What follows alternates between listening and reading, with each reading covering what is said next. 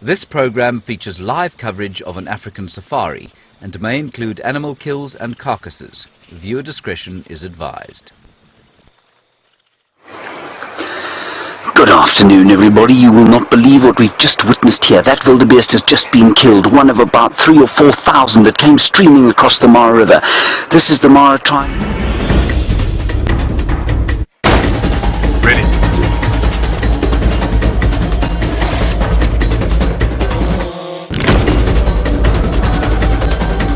Standing by.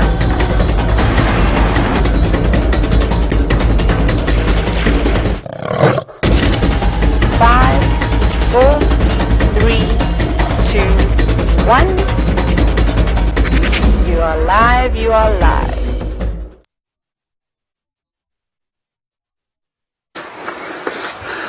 People, we have just witnessed something quite extraordinary, quite possibly the most amazing wildlife sighting I've ever seen.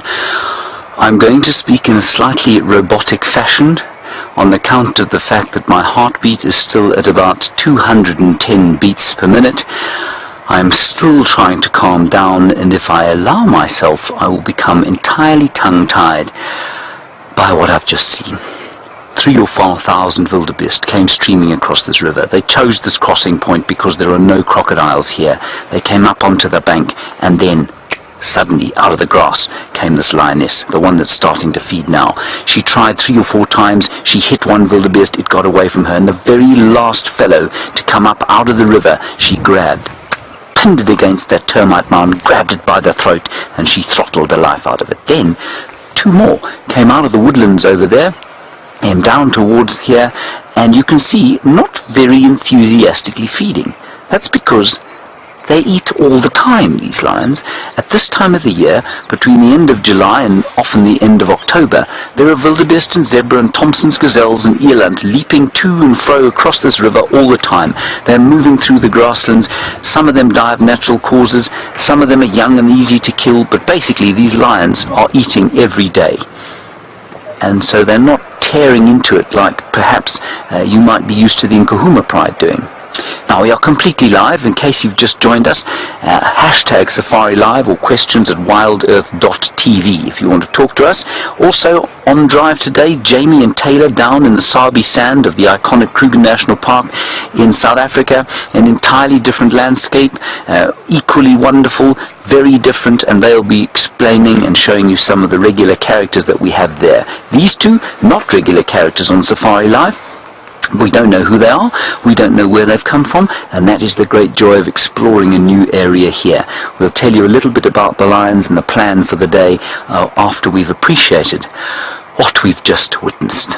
I hope some of you were able to join us on 1 or 2 of our Facebook Live broadcasts just before we went live and were able to see what we just witnessed. We certainly managed to get onto Facebook, thankfully. It was on Magical Kenya's Facebook Live page and also Barcroft TV's. She's up. There we go, she's moving a little bit now. Now what we came to do here, everybody, was film the migration story, to see if we could do a story of the migration, which of course is a timeless story of the wildebeest, the zebra, the Tommies, that's the Thompson's gazelle, local parlance. You see I'm getting very experienced now after 5 days here, and the eland, and how they move in the great Mara Serengeti ecosystem. And we came to show the wildebeest crossing the Mara River, and we managed to do that today, thankfully, and we also came to follow some of the lions of this area. Our main lion characters, the Kichwa Tembo Pride, who we've been following for 3 nights now, they're off north of us, on the boundary into the conservancies. There are no fences around this area. They killed a very minute topi this morning, that's a little sesame, so they're still hungry, and we followed them all night last night, well, until about 11:30. They did, well, bar one of them, they did absolutely blow all. These lions are a lot more productive seemingly, but you can see she's not enthusiastically eating. She's pretty full already, and so I don't know how much eating she's actually going to do today. So later on we're probably going to join the Kitchwatembo Pride. We'll see if they hunt tonight, and we're also going to hopefully find another wildebeest crossing. It would be unusual for us to find yet another one, but you never know. There are lots of wildebeest massing the other side of the river, and it's quite possible that some of them will try and cross very shortly. And also, that's just an aeroplane going overhead, everyone. That is the best and most romantic way to come into the Mara, of course, not via the road that we arrived on. That is likely to knock the teeth out of your skull and fuse at least 6 or 7 vertebrae together. I can highly recommend coming to this area. We are staying at the most magnificent lodge in Africa. It's called Angama Mara, and flying in there is definitely a better option than driving. Yesterday we opened the show with one of the most famous male lions, and you know, people talk about big male lions, they talk about being amazed by them, they talk about, well, you know, I saw this big male lion, and I've become a bit jaded over the years. And then I saw this fellow yesterday. His name is Scarface. He's missing his right eye and his right eyelid. He's been stabbed by a Maasai warrior. He survived that. He survived whatever caused him to lose his eye. He's been darted by vets and stitched together every so often. And he is a tough, enormous, massive, black-maned male lion. The most impressive male lion I've seen by a country mile. We saw him yesterday. He's around here somewhere. With any luck, he'll pop out of the bushes and maybe come and share on this kill. Who knows?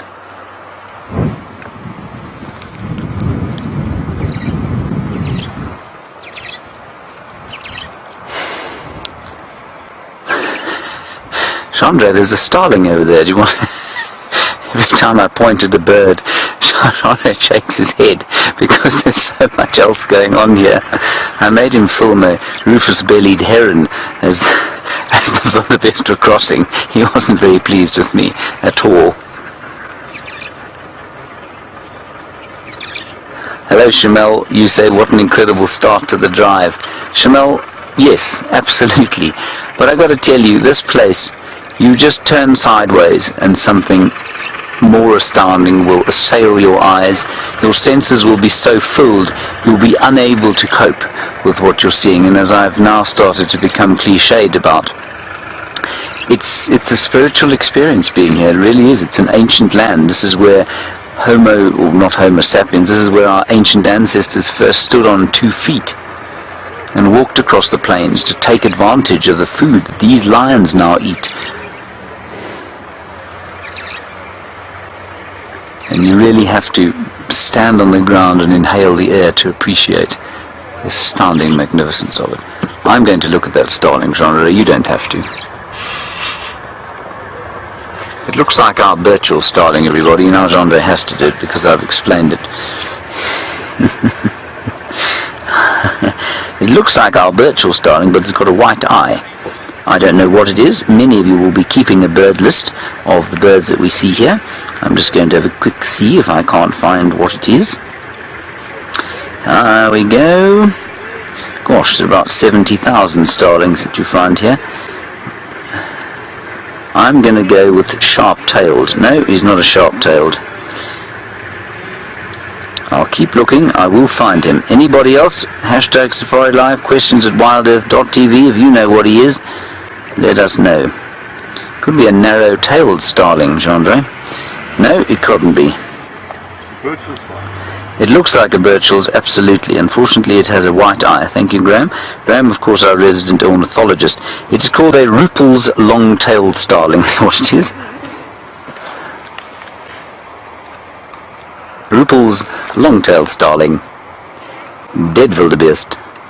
3 lions.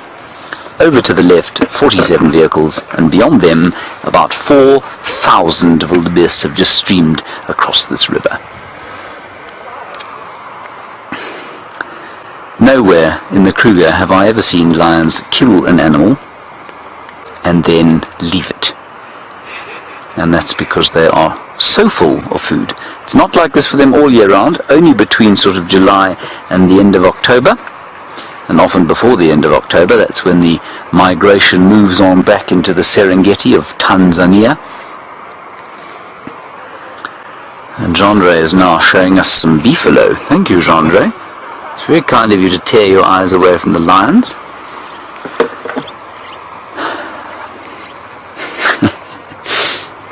Goodness. I've got to tell you, being here, you always hear how great this place is, and people go bang on about it. But until you have actually seen it, you can't believe that all the rumours were absolutely true. It is that amazing. Alright, as things settle down here, the lioness is up. Let's see what she's going to do. Probably lie down again.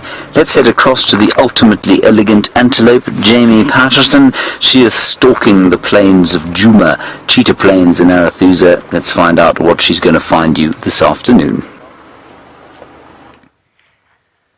Good afternoon and welcome on our sunset safari. My name is Jamie, and this afternoon I have Dave on camera with me, and all of us set out this afternoon with a feeling that this one's going to be a particularly spectacular drive, so I hope you are all excited. We're coming to you live from Djuma, Arathusa and Cheetah Plains Game Reserve in the Sabi Sand, which is in the Greater Kruger National Park area of South Africa. So a little way away from James, but with equally exciting opportunities. Not only are we live, but we're also interactive, which means you can send through your questions on hashtag #SafariLive on Twitter, or please email through to questions@WildEarthTV. Right, without any further ado, the formalities are done, the boxes are ticked. Onwards, let's go and see what we can find. And just by the way, we have the lovely Lou, Rebecca and Jerry in final control. Just to acknowledge the people behind the scenes who are making the all-important decisions and, of course, feeding your questions through. We are accompanied to their dulcet tones in our ear. We are on the way, Dave and myself, to Cheetah Plains. As I said, we've all got a good feeling about this drive. There's just something about it. There was a very South African phrase going around. There's some good vibes. Some good vibes, guys. That's my South African accent for you. Not that I don't always have a South African accent. That was an exaggerated South African accent. So Dave and myself are heading post-haste as far east as we can go, which is across to Cheetah Plains. And who knows what treats Cheetah Plains holds in store. We could see cheetah, as the name suggests, ostriches, and secretly I'm quite hoping for Thandi, which is a female leopard who has two tiny little leopard cubs that we have yet to see, and I'm really hoping. She's been spending most of her time in Torchwood, but just ahead of us is a dip called the Mulwanini that Thandi loves to frequent. I'm hoping perhaps we might just get a little glimpse of those little fuzzballs as well. And a little birdie told me, actually I'm not going to tell you, I'll let Taylor surprise you with what the little birdie told me. The little birdie in question, his name is Herbert, and he is our fantastic tracker who was out for a considerable period of time this morning searching for all kinds of exciting animals to show you. And speaking of Taylor, I know that she's just dying to say good afternoon to you all, and perhaps she'll share the surprise with you.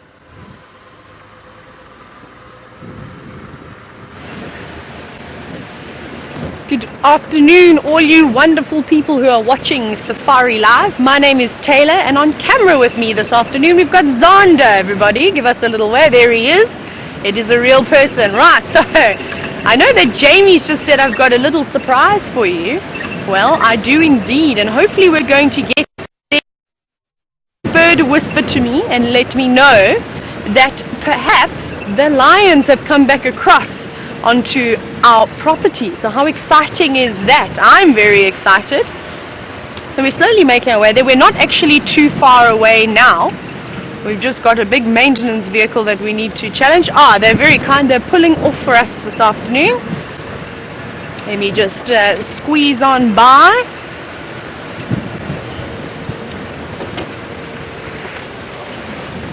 And we're going to go around them.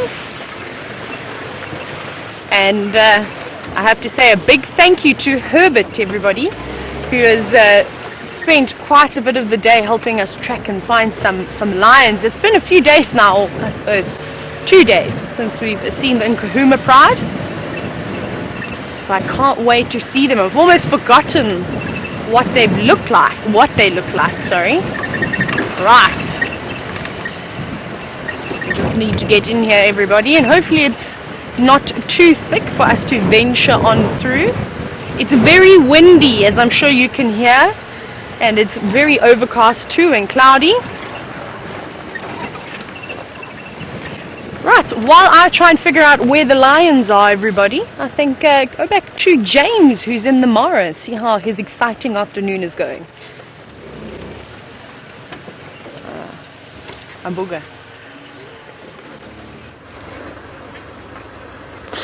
There, that old lioness, she's a veteran of this area, everyone, and she's tired and she's full, and I think that she's had cubs fairly recently. You see that?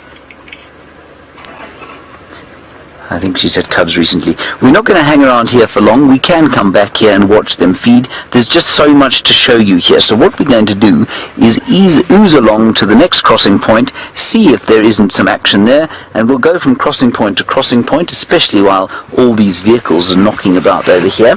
And I want to show you on the way just some of the scenes of this place. We'll show you some of the, perhaps the Maasai giraffe and the topi, my new favorite antelope. Well, almost as favourite as the Nyala, and mainly I want to show that to you because Graham Wallington, for some reason, has decreed that I may not show anybody a topi. Hello Natalie, you're wondering if we've seen any cheetah. We haven't, and you know, we've actually only heard of one cheetah. Hello everybody, this is where I live now. Jean-Andre is just the other side of the camera, obviously, trying to make things as awkward as possible for me. There is a vehicle in front of us.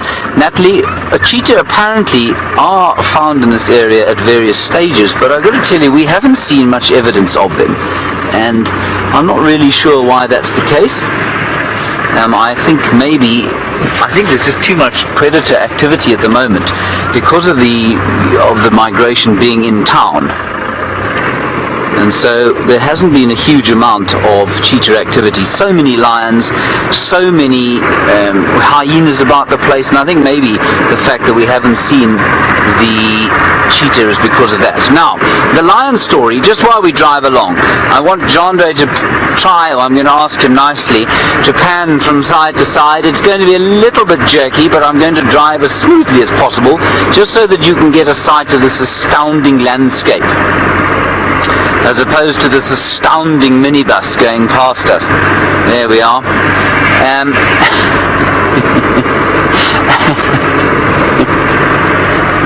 The lions, when we got here, we were told various things, most of which contradicted everything else we knew about lions, and everything contradicted itself. Look at that. Good grief.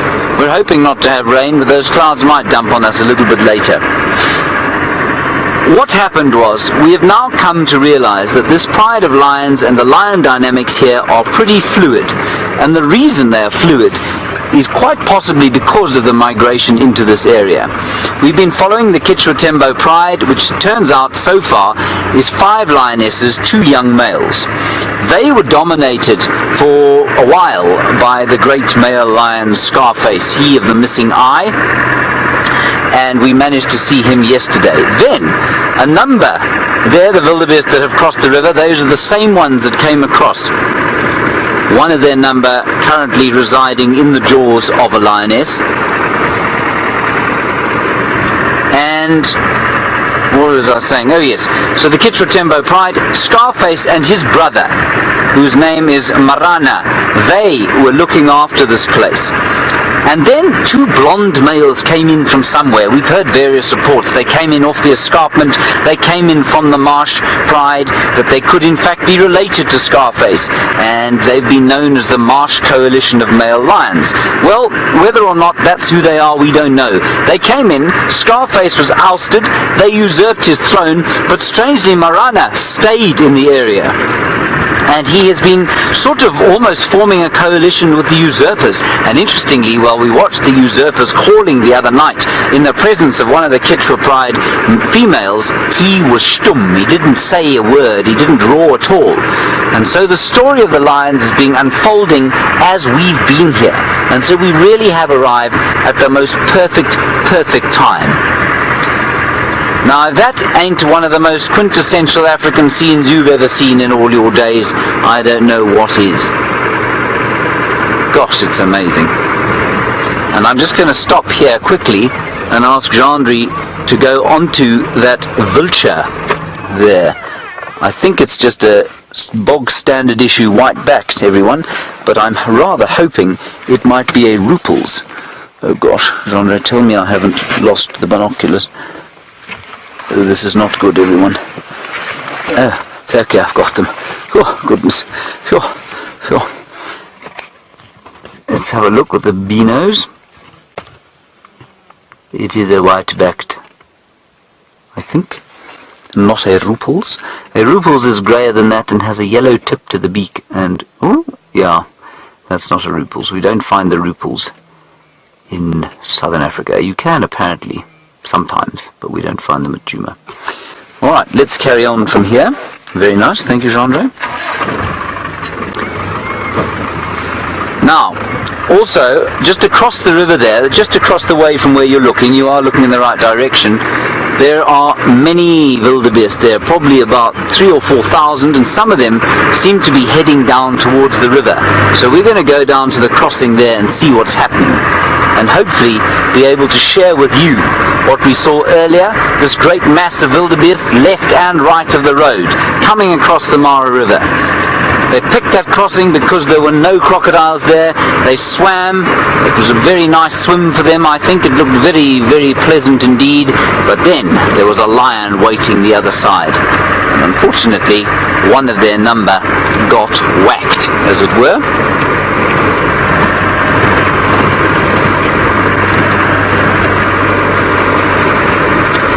Now, Kappa, I think it is, you want to know if the lions are moving from the Serengeti as well. Let's just quickly look at that Thomson's gazelle there. We haven't done a lot of Thomson's gazelle watching. There, look how pretty they are. Snub-nosed. Unfortunately, a wildebeest in the way. There we are. That's a young ram.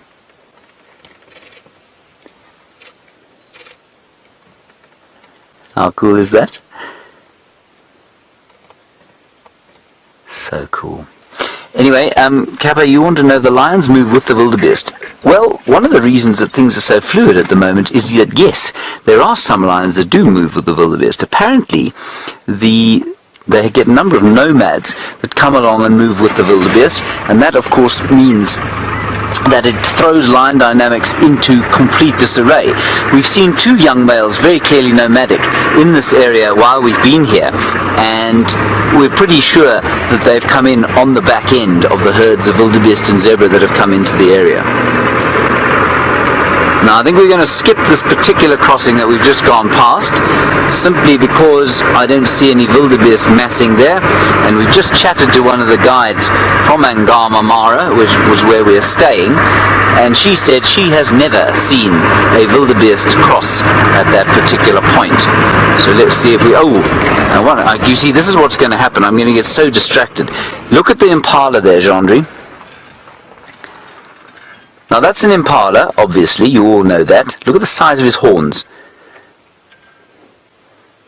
That's a fairly small horned one for this area. And they occur in these little groups of 2 or 3 or 4. They're very much not the dominant grazing predators, or at least grazing herbivores here. And the reason for that, of course, is that there isn't any artificial water. Now, we're going to go off to a crossing point, everybody. Let's head across to Taylor, who's got not only lions, she's got elephants. James, you are correct. I do indeed have some elephants, as you can see. They're moving through the thicket, but I also have some lions, as you saw not too far away. So I'm hoping that these elephants actually move a little bit further east, no, a little bit further west, sorry, and come and disturb these lions. At the moment, I don't think the elephants are aware of the lions, which is a pity, because there are lots of little calves around, and I think the mama elephants would probably come through and chase these lions away, which could be proved to be quite entertaining. But I do see some of the Nkahuma females with some of the cubs, and I have spotted one Birmingham so far. But hopefully, with the elephants that we are now looking at come through, and then we'll see more cats. They're just near a drainage line, unfortunately. So I think that quite a few of them are laying just out of my view. But we've got a view of some of them. You can see the big Birmingham over there hiding behind some trees. Now he has spotted the elephants, everybody. He was looking across, but he didn't seem too bothered by the elephants being here, but he's keeping a close eye on them. And the females, well, that sort of view shows you that they don't seem to be too bothered at all. I'm sure the lions can definitely hear the elephants. There's one female on the left that is grooming herself. You can see that. And as most of you who have been watching the show for a very long time, you know that this is often a sign that the animals are going to wake up.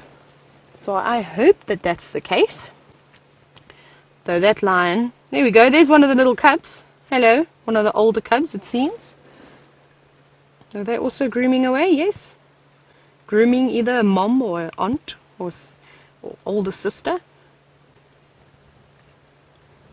But I can't see any of the teeny fluffy ones just yet.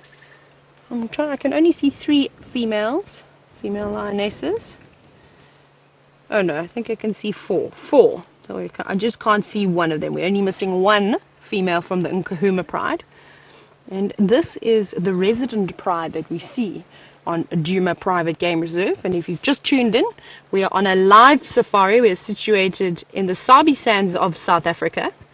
And if you'd like to interact with myself or Jamie, who are driving around down in the northern sector of the Sabi Sands, or if you'd like to interact with James, who's in the Masai Mara in Kenya, you can either hashtag Safari Live, or you could also email us, questions@wildearth.tv, and we'll happily try and answer as many questions as we can.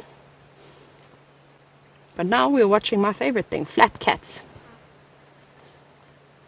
And I'm not sure which Birmingham this is. I can't get a good view yet. It would be quite nice if it actually was that male that unfortunately had that infestation of maggots. It would be nice to see how he's doing. And possibly why I can only see 4 lionesses is maybe that young female is off with one of the other Birminghams, which we've seen a little bit of separation from the other pride. We suspect that she's coming into estrus. So maybe they've gone off. But have a look how close these elephants are now getting. Come on, Ellies. Show us what you can do, how you can chase lions away. Now, I haven't blocked their view, everyone. So these elephants should be able to see the lions now. I've parked out of their view. I don't want to prevent any interaction. You can see she's munching away. She's actually slowly feeding straight in our direction. And hopefully a few more elephants do the same thing and decide to just move further across to this drainage line where the lions are sleeping. You can actually hear them all rumbling to each other. They're all communicating, these elephants.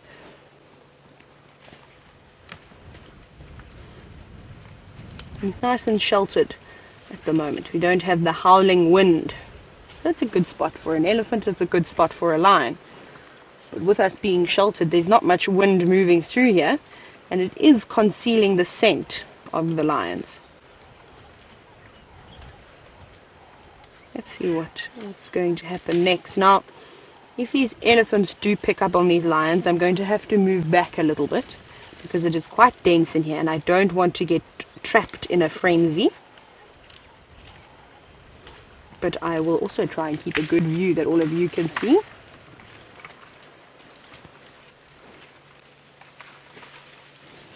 No, they don't seem to even know that the lions are here, unfortunately. It would have been really nice. Maybe we get one youngster, one young bull that ventures over that way. Still quite a few of them coming. And remember how we've been seeing, often we see the group of herd coming through, and then we'll see a small satellite party just hanging around at the rear end. And these two little ones, I think they're going to play now. Yes. And that one's not leaving Mom's side. They're using Mom as a rubbing post now.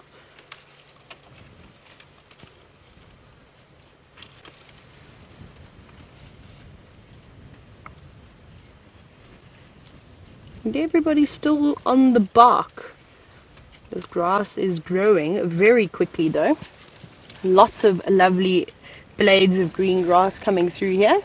So I suspect in the next couple of days that we're going to see the elephants moving away from eating all this brown, sad vegetation and moving onto the lovely, lush green grass.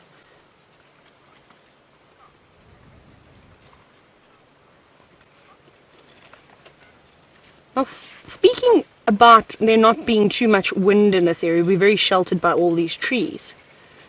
Elephants have got very good sense of smell, as do lions.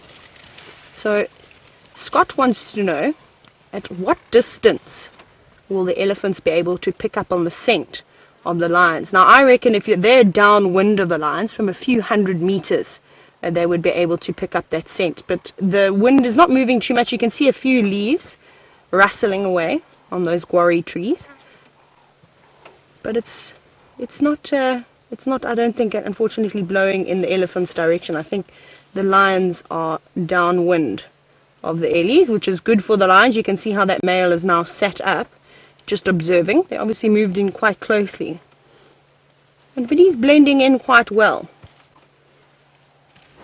So I think these lions are on the camouflaged side. And if the elephants were to spot them, I think they'd probably have to rely on their sense of smell. There's lots and lots of trees and thickets that they're hiding behind. Almost looks like that male lion is looking straight at us. He isn't. He's looking at the elephants that are on the other side of my vehicle. Hopefully once these elephants have moved out there, I'll try and reposition the vehicle that we can get a better look at this male and just see if we can identify which one of the Birmingham boys it is.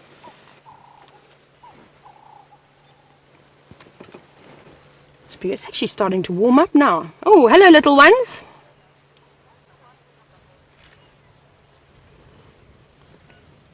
So Liz has just asked about this Birmingham boy, and she's wondering if it is the one that indeed has the hole in his face with all the maggots. Now Liz, I'm not sure just yet. You can see we are obstructed by all of these branches, and I don't want to move the vehicle just yet because we're surrounded by elephants. So once the elephants have moved out of this area, or if this male gets up and repositions to a closer spot where those females are, then I'll be able to get a better look. So for now, he remains unidentified until we can get a better view of him. And we will. Don't worry, we're not going to go anytime soon. We're going to try and spend a bit of time with this Birmingham and Nkahumas to see what they get up to. And maybe we'll be able to see a hunt. I've got my fingers crossed. I feel like tonight could be the night because there are quite a few clouds up in the sky. So perhaps we're going to have a starless and a moonless sky tonight, which will be a great thing for the lions. You can see the lovely ladies of the Nkahumas seem to have now popped their heads back down and gone back to sleep. Just see two of those older cubs as well, just to the right.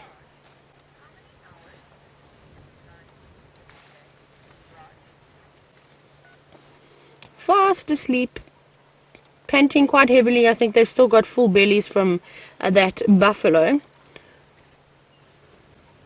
So something that we chat about quite a bit is the sleeping patterns of lions. Now, Raj wants to know, how long do lions sleep for? Raj, forever. This is my honest opinion. It depends on what they've been up to. But on average, a lion can sleep for up to 18 to 20 hours a day.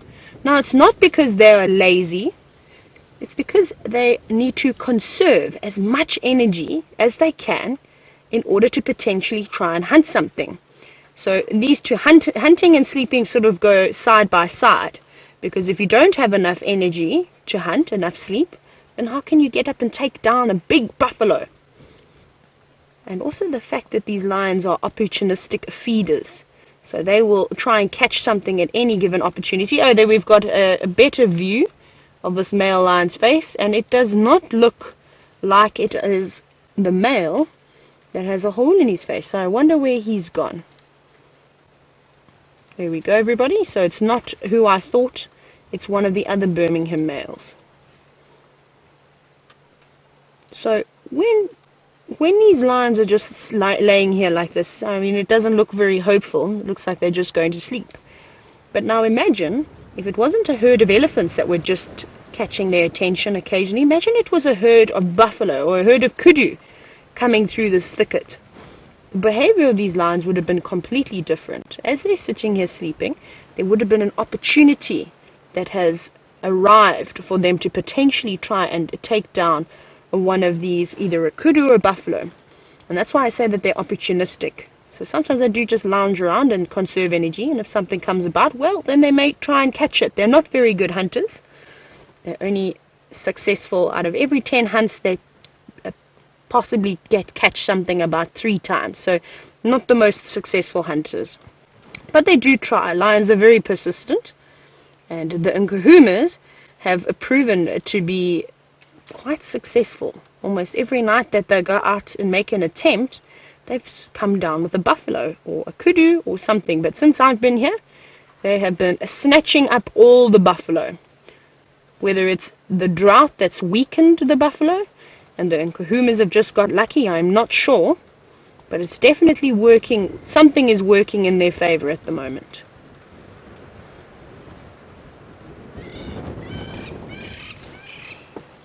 Those elephants have actually almost completely moved out of this area. I can just see one younger elephant moving through the thicket. I actually don't have a good view of them anymore. And you can see how that male lion now has got quite comfortable. And I think he could possibly go back to sleep again.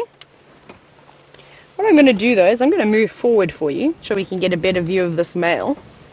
And just have a close look. I suspect it could be the split-lip male, but I'm just going to move the vehicle forward a little bit now that the Ellies have moved off. And no action. Is that alright, Eggsy? Or is that one stick in the way? Should we go a little bit further forward? Let's go a little bit further forward. Now you've just got to watch that branch coming to your left. Oh, hang on, we're going very far forward. I found all the other ones. I just don't want to take Zander out with all the trees. Hello, I found the teeny tots. Right, let me just attach myself again. Actually, that's quite nice. We can see everybody now. There they are. There are the rest of the Nkuhuma cubs. I was wondering where they are. Possibly just been told to sit away and give mom a break. You know, they all huddled on that termite mound and in between the guarri trees. That's quite nice, actually. Roll forward, sorry everyone. Here we go, little ones. Wake up now. You can see they're starting to get a little bit active, but that's possibly just because they realize they've been spotted by us. Oh, there we go.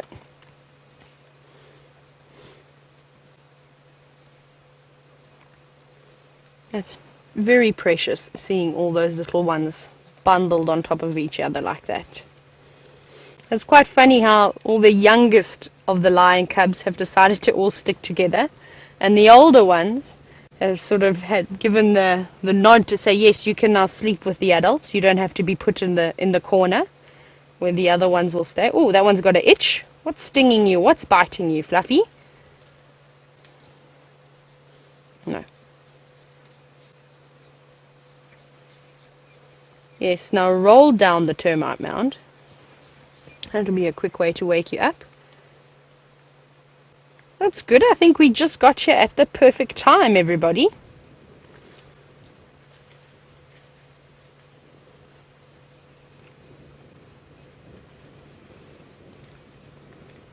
Isn't this amazing?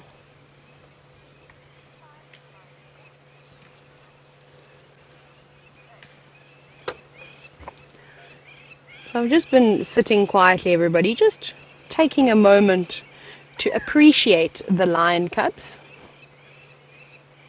and let them steal the show.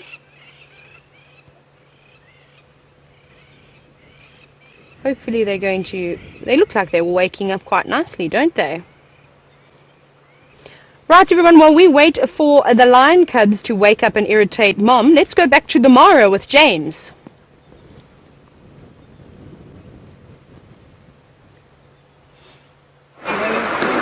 Right, everybody, it's happening again. This is the second crossing that we've seen today. Look at this streaming wildebeest. We've watched 4 of them already be taken out by the crocodiles. The zebras have got by unscathed. There's been a hippo in here. There have been some behemoth-sized crocodiles, 15 feet, over a ton.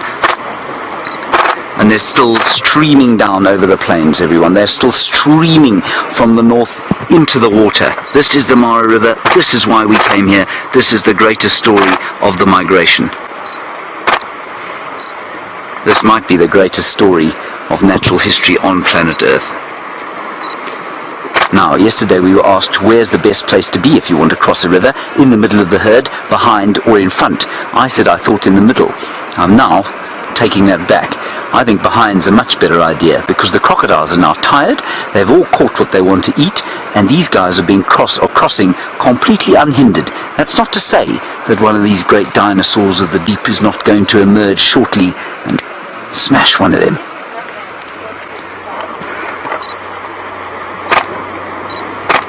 Goodness, we've seen some stuff today, everyone.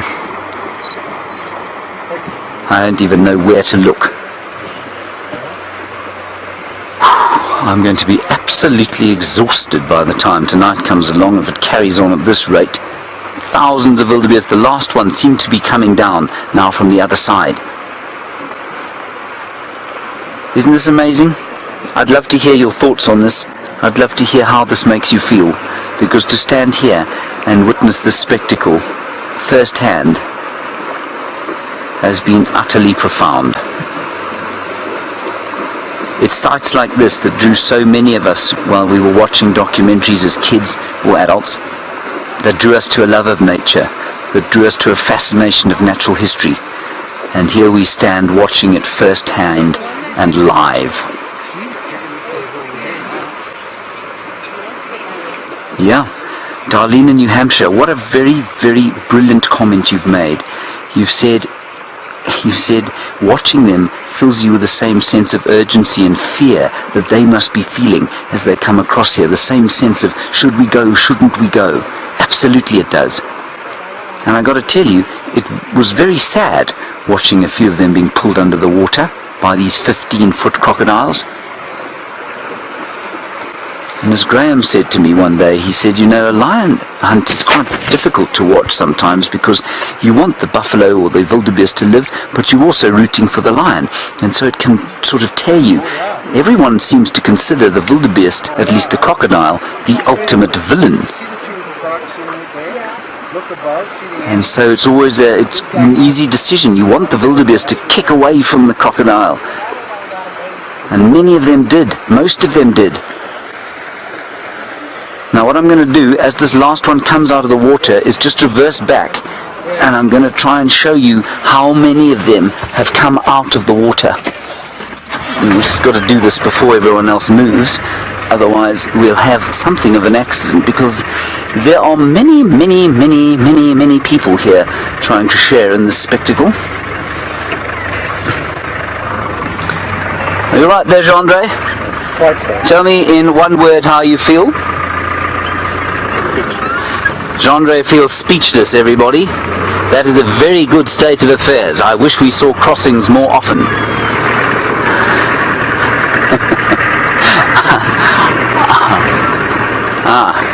Thank you very much, Louise. Louise just said I left my camera on the roof of the vehicle. That's because I'm so excited. Now let's go round and I'm going to show you the glistening wildebeest as they move on to the plains where they'll graze in safety, hopefully for the rest of the night. But, of course, they may well have the attentions of the lions or the hyenas, the great clans of hyenas of the Mara Triangle. Huge clans of 40 or 50 animals quite often. And we'll just get a long-range view initially. Jean-Louis, tell me if you've got a picture you'd like to show anyone. Jean-Louis would like to bank this. That is Jean-Louis parlance for this looks like I could take a pretty picture. And as usual, Jean-Louis is not incorrect. That is a pretty picture indeed. Is it not? There are too many pretty pictures here, everybody. It's very difficult to know which pretty picture to take a picture of, much of the time. Gosh, how wonderful.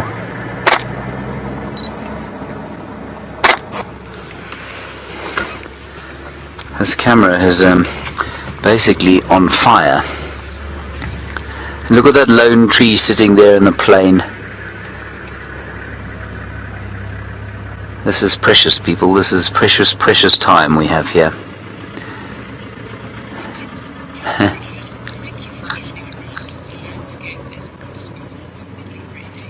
Yeah, James Richard, you say thank you for panning around. The landscape is almost breathtakingly beautiful. Yeah, I've got to tell you, there's a little bit of water welling in the base of my eyes as I see what we're seeing here.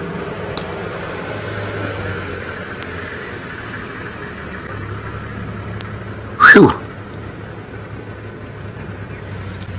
There are, like I say, quite a few safari vehicles around, so that's what you're hearing going past you. Oh. Alright, Jean-Louis, we'll move now. I think let's the traffic die down a little, don't you? Yes. Okay, come on everyone. Let's move on slowly. No one can really understand why we've stopped in this position. Why on earth would we stop to have a look at all those things streaming across the plains? Genre, I know it's not particularly wilderness, but just give an idea to everybody of the number of people here. It looks like a lot, but it's only because the action is concentrated. So there are probably far fewer vehicles in this area than there are in a place like the Sabi Sand. But because the action is concentrated over these crossings, sometimes it can seem like there are quite a few.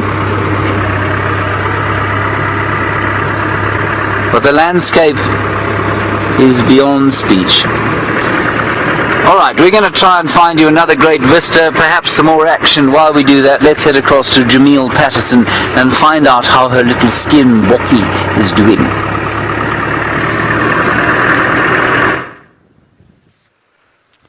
Our little Steenbokkie has been waiting with incredible, almost unusual patience for a steenbok, and has since moved off a little bit behind the trees, but nevertheless I really, really wanted to show you them because it's a mother and her little lamb who's only just started to grow his horns. Where's he gone, Dave? I've lost him now. Oh no, he was right. Oh, there he is. No, that's it. No, that is a steenbok. And this is about as small a steenbok lamb as you are likely to see, unless we get really, really lucky on these live safaris, because they spend most of their first few weeks of life being very, very hidden away in dense vegetation. I can only imagine, I've never seen a particularly young baby steenbok, but I can only imagine that they are utterly adorable, because the steenbok is one of the smallest of the antelope species that we get. This little chap is obviously still young enough to be hanging out with Mom, still spending time with her, foraging with her, following behind her. He is about, roughly, I would say about 3/4 of her height and about half her weight. He's probably only just over about, I could guess, let's say maybe 12, 14 kilograms. A tiny, tiny little antelope. He's just starting to grow his horns, and while we were sitting here with him, waiting for a chance to show him to you, he actually gave us a perfect demonstration of a unique steenbok behavior. None of our other antelope do it as regularly as they do, which is to stop and dig a hole and then urinate and defecate into the hole and then cover it up again. And the fascinating thing about that, of course, is that nobody really knows why they do it. Kind of like cats in a litter box. Very, very unusual. Some people argue it's to keep the scent. Oh, oops. Someone got a fright there for a second. How nimble was that? That was amazing. Well done, Dave. Little hop, skip and a jump from our baby boy. Oh, another one. A little bit panicky, I think. He's got a bit separated from Mom. But yes, nobody knows why steenbok bury their dung. Some say it is to extend the life of the scent because they are monogamous and they are territorial. So they do mark territories. Others say it is so that they can actually hide their scent because they're small, shy little antelope that prefer not to be seen. We've almost made our way to the open area of Cheetah Plains, and unfortunately it's starting to seem like a little bit of a bad idea. And it's because out of nowhere, this wind has sprung up. I'm going to go forward a bit because the steenbok are actually playing, which we really don't get to see. And is definitely going to mean that a lot of the animals are avoiding, that's impossible, avoiding the open area where it's gusting and a little bit uncomfortable for them. Let's try going backwards, maybe that will work. They were playing with each other, which I've never ever seen before. Now I can't, I can sort of see them. Oh, the joys of live wildlife filming. Hey, Dave. I can't see them at all now. I know where they are, but there just is no way I can get you a view. There's a sort of a view. I don't know if that's going to work. Can you see it there, Dave? Underneath the fallen tree at the back. That narrows it down, doesn't it? The fallen tree at the back. I think we're a little bit too far left. I think. Right. Well, since our steenbok have disappeared pretty much completely, let's jump back on board with Taylor and see what those adorable little bundles of fluff are up to.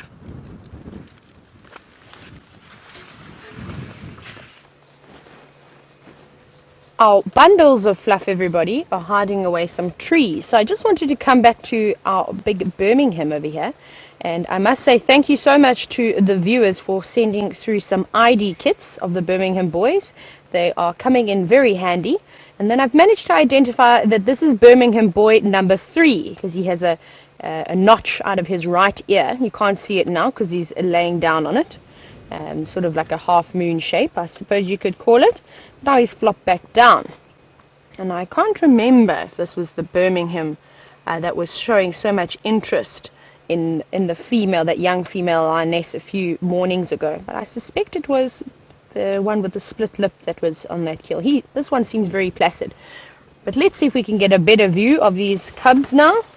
But you can see they've moved slightly. So we don't have as great of a view anymore. But that's good. It's because they've moved closer and closer to Mom.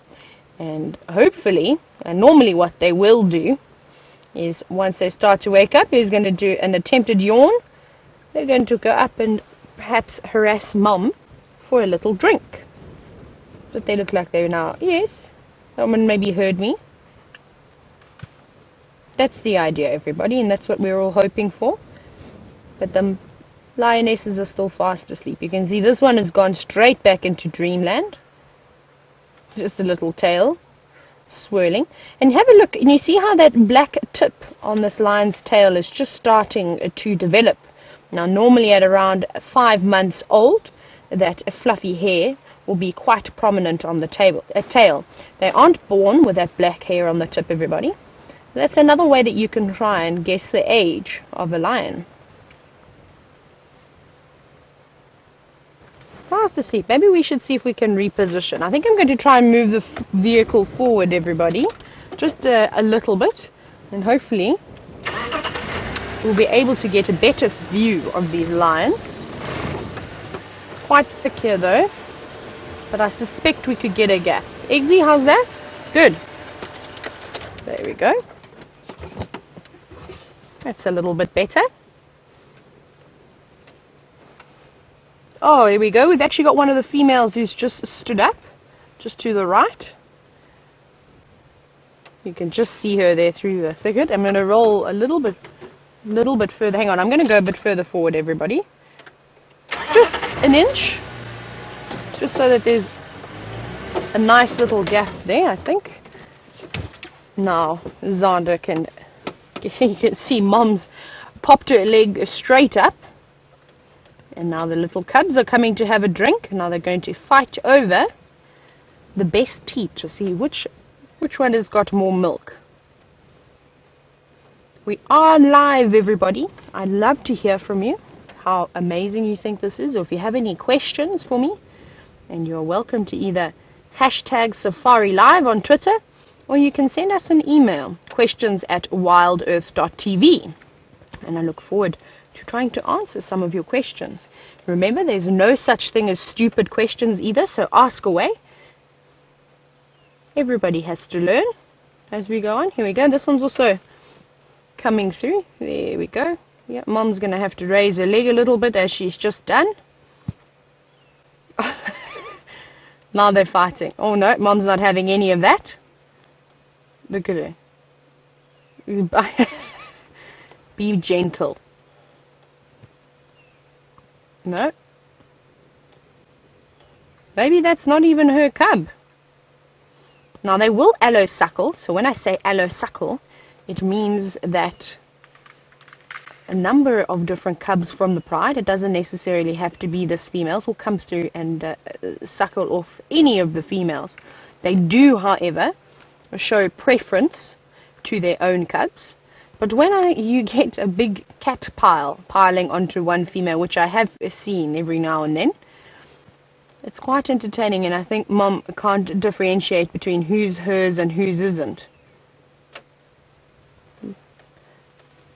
That one is given up and is moving off. Mom doesn't look very impressed though.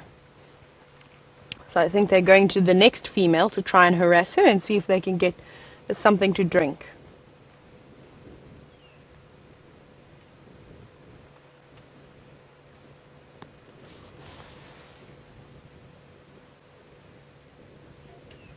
You can see the other one coming back again to try its luck.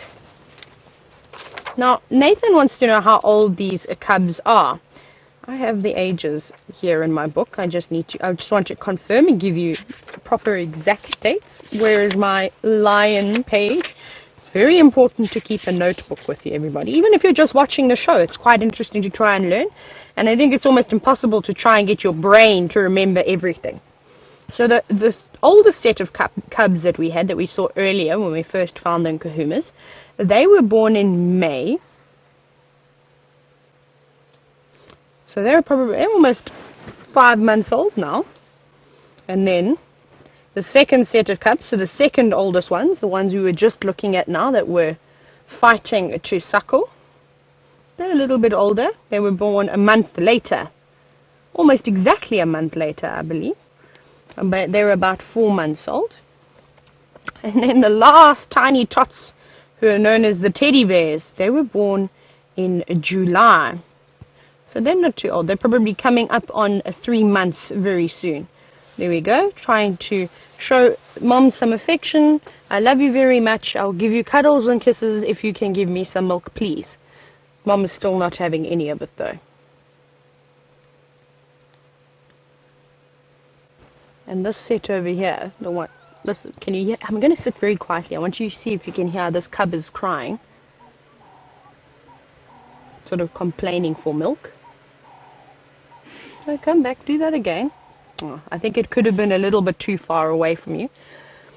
And that's what's going to happen now, is Mom's going to slowly start weaning cubs off of their milk. Usually they're fully weaned at 6 months. However, if they are very young cubs in the pride, well, then the older ones are still going to try and come through and sneak a suckle. It's the same thing with elephants. You often see the older calves doing the same thing. When mom is not concentrating and looking the other way, will quickly come in and try and have a quick drink. Just got to quickly handle a sighting. Right, I think I'm going to get hold of a few of the guys that would like to come and have a look at the lions. And while I do this, I think Jamie's got some wildebeest for you.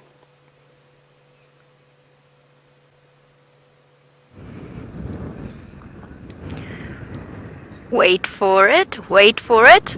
Have I got news for you? Ah, crickets. Like talking about James a couple of weeks ago was talking about crickets being played by the Final Control ladies. Anyway, moving on swiftly from my terrible joke, we have also got some wildebeest, and they might not be in the great numbers of the Mara wildebeest, but we do have a lovely collection of blue wildebeest enjoying the green flush that has spread across the great open areas of Cheetah Plains. Isn't this a sight for sore eyes? Just imagine what these plains are going to look like in a week or two. When the grass is slightly longer, we're going to have animals galore. We won't know what to do with ourselves. It's going to be amazing. There's probably a herd of about 1, 2, 3, 4, 5, 6, 7, 8, 9, 10, 11, 12, 13, 14, 15, 16, 17, 18, 19, 20. 20 wildebeest, all spread out. And my dire predictions about the gusting wind keeping the animals away from the open areas have proved to be entirely false, and we've got this lovely collection there. Look at the little wildebeest on the left there. Can you believe that that little chap, or lady, can't see from here, was the same age as the ones that we got to see being born just a few months ago? And for our newer viewers, we were fortunate enough, and we have been fortunate enough in years past, to witness wildebeests giving birth live. And that in fact is how Liam, one of our cameramen, got his nickname the wildebeest. He was filming the first live wildebeest birth. Just imagine what that's like. I can speak from experience now and tell you that it's quite an emotional experience somehow. Watching the females and their incredible little babies being born and stumbling to their feet, and then following them for the next few weeks as they start to grow those tiny spiky horns. And now look at them, they're almost, not quite, but almost indistinguishable from the adults. Horns are still a little bit upward facing, but other than that, nearly fully grown. Isn't this a stunning scene? Most of these wildebeests are female and can be a little bit tricky to tell the difference between a male and a female. The females, generally their horns aren't quite as broad as the tips of their ears before they curl up, if that makes any sense. So the male wildebeest horns will stick out slightly past their ears. The females also generally have a slightly brown patch on their face. See there? You look closely, you might have got to see it between, sort of on the forehead of a female wildebeest is a bit lighter in colour than that of a male. And then there's the obvious way, which isn't always all that obvious. Can be a little bit tricky. I'm looking for a nice male so I can contrast, perhaps normal Norman, who lives at Cheetah Plains Pan.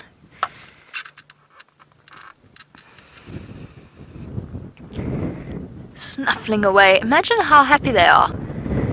After the months that we've had of just dried, tasteless grass, to have these fresh green shoots must be such a pleasure for them. There is also a part of me hoping that perhaps there's a cheetah lurking somewhere in the bushes.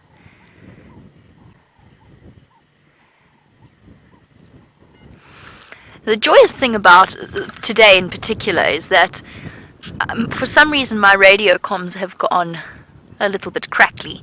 I think it sounded like Lou said cray-cray. It might also have been KK. Somebody commented about the fact that there looks like there's KK. It is KK. KK. KK commented that there looks like there's lots of green shoots springing up, and absolutely there are. We've just got to hope now that these rains that we've had haven't come too early and we're not in for another, because that's exactly what they did last year. They came a little bit early and then stopped completely, and we had the driest summer on record for a very, very long time. But KK, it is wonderful to see the green shoots popping up,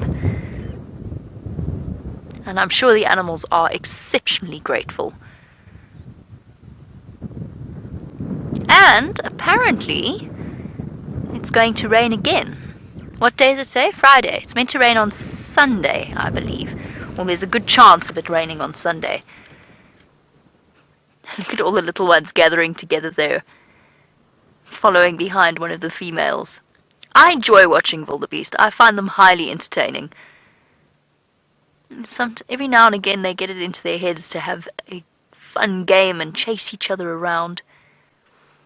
This is a breeding herd, clearly, with the little ones and the females.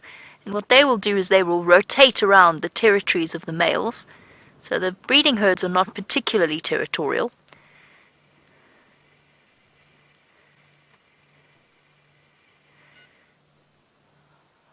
Okay, well, as our wildebeest disappear, let's go and see what's happening out in a different part of the African bush.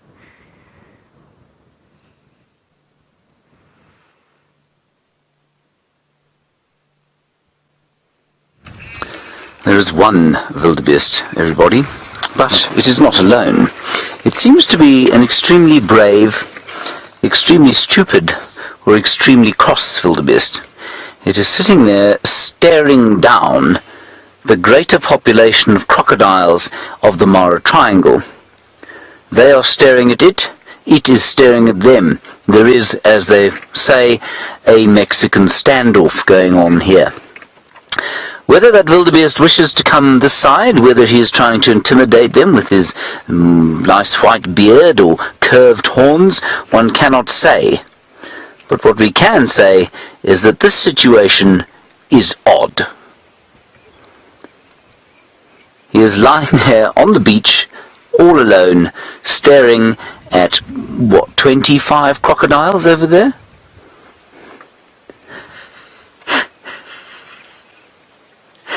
It's not quite 25, but it's quite a few of them. Now, Jason, while we watch this standoff taking place, you say, what other dangers do the animals face in the river other than crocodiles? It's largely crocodiles, Jason. Animals are very good swimmers. I suppose if the river was in true flood, then that would be a danger. They might drown. I suppose sometimes hippos can get irritated enough to hurt them. And I suppose also that it is possible, let me move that out of the way. I suppose also, Jason, early on in the season, the wildebeest cross at very steep banks like the one that this crocodile is sitting beneath. And those steep banks create broken legs and maimed backs and all sorts of horrible effects on the wildebeest as they come across the Mara River when they come into the area for the first time around the end of July. Anyway, we just wanted to show you that one wildebeest strangely staring at all of those crocodiles. Why on earth he'd be doing that, no one can tell.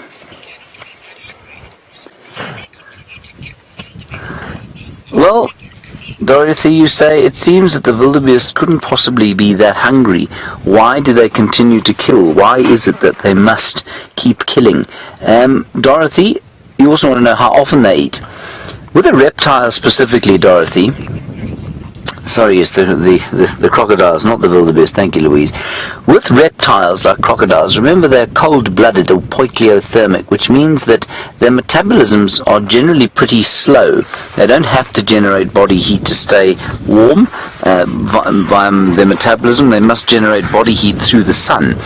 And what that means, Dorothy, is that they can eat, or they must eat as much as they can when they can, but in times when things are a bit lean, they just kind of slow their metabolisms down. They move into the water a bit when they're too hot, and they move out of the water when they're too cool, and they can go for up to 2 years, like I say, without eating, especially the big crocodiles in this area. But as with most of the predators out here, they are programmed basically to kill. If an opportunity to take a meal arises, they'll take it, almost always. It's the same with the cats. Peter Bratt, our special lion tracker-in-chief, he's just watched the Kichwa Pride, who we hoped were going to hunt tonight. They've actually already killed a wildebeest. Hopefully they'll do the same again a bit later on. But they've killed the wildebeest and they're lying around. They're not eating it. It's because there's so much to eat here. They probably didn't have to kill. I thought they were quite hungry last night, but they're not desperately hungry. Those lionesses we watched at the very opening of the show, they were all full, and yet she just came and she obviously saw them coming across the river. She came in, she thought, oh, I'll give this a go, and she caught one of them, killed it, not very hungry, and so they're just not eating. And so they're programmed to kill, and as I said, very ineloquently, because I was so deeply excited, it's like a house cat. If you roll a ball in front of a house cat, it's going to chase it and pounce on it. It's the same thing with the predators out here. They're programmed to catch things to eat, and even when they're hungry, they're going to do it from time to time when the opportunity arises, because that's just what they're programmed to do. But for these crocs, when the wildebeest and the zebra and the Thompson's gazelles and the eland are not here, they don't eat nearly what they're eating now, and the same goes for the lions.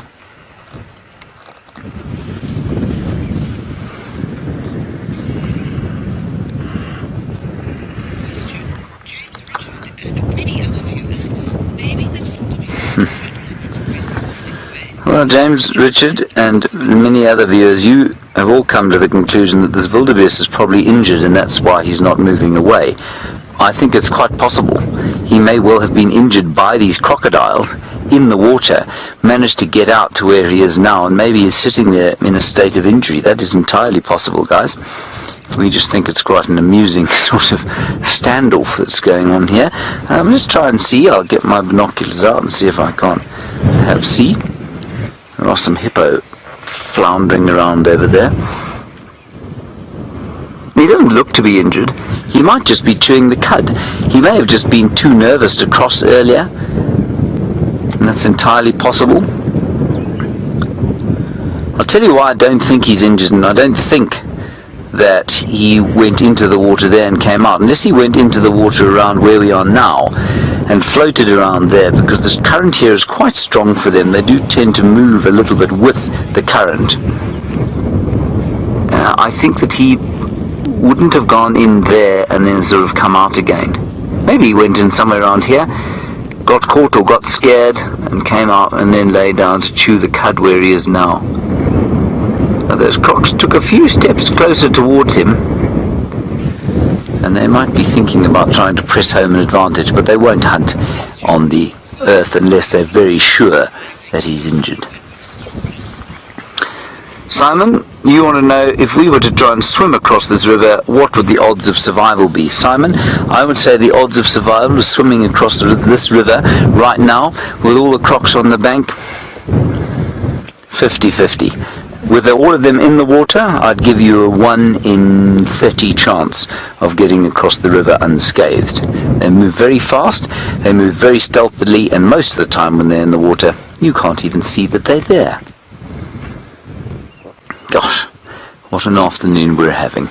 The clouds are massing slightly off to the north there. We may well have some rain later on, but we're semi-equipped for it, in that we have one bright red umbrella to stick up to protect Graham and Gendre.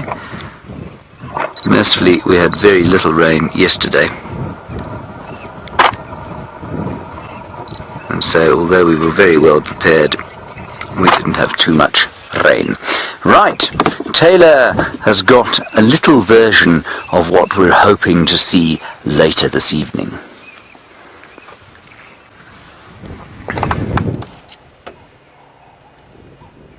And this little lion over here has gone back to sleep. But we've got one, if you look a little bit to the right, is actually biting on the tree, and one of the teddy bear cubs, there we go, you can see it, starting to wake up now.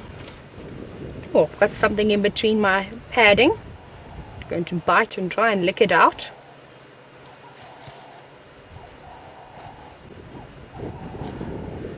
You can see there's a little bit of something strange on his top right eye. Can you see that? I don't know if it's developing a skin condition or something along those lines.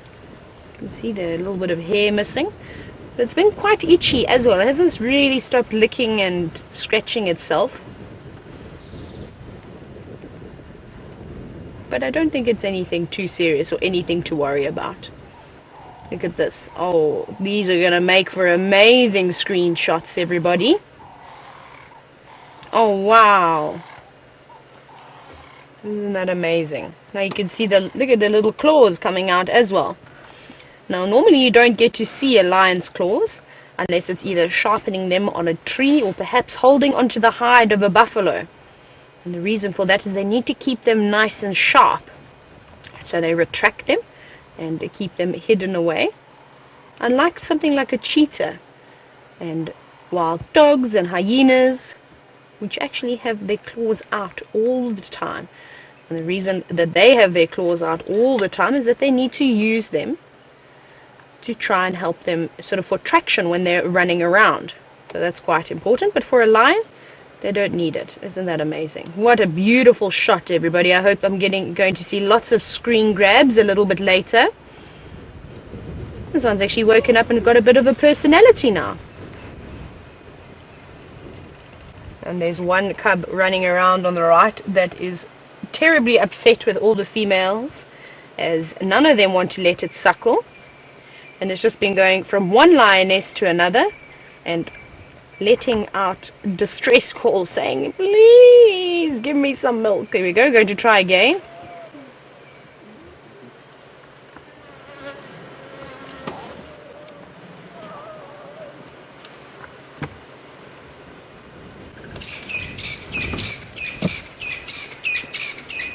When you watch these little ones move around and as they try to suckle, you'll see they don't always stay on one teat for very long.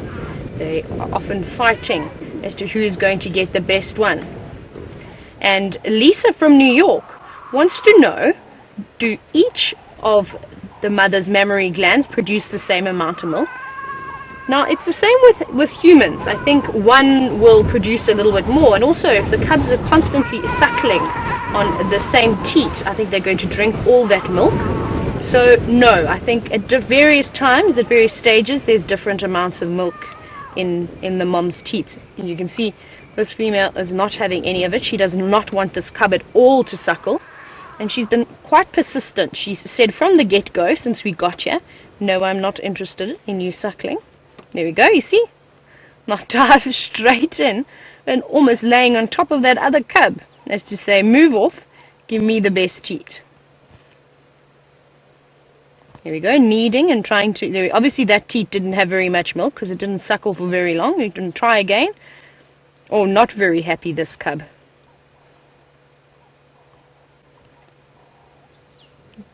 There's another cub on the other side. I don't know if you can see in the bottom left. Going to wake them up.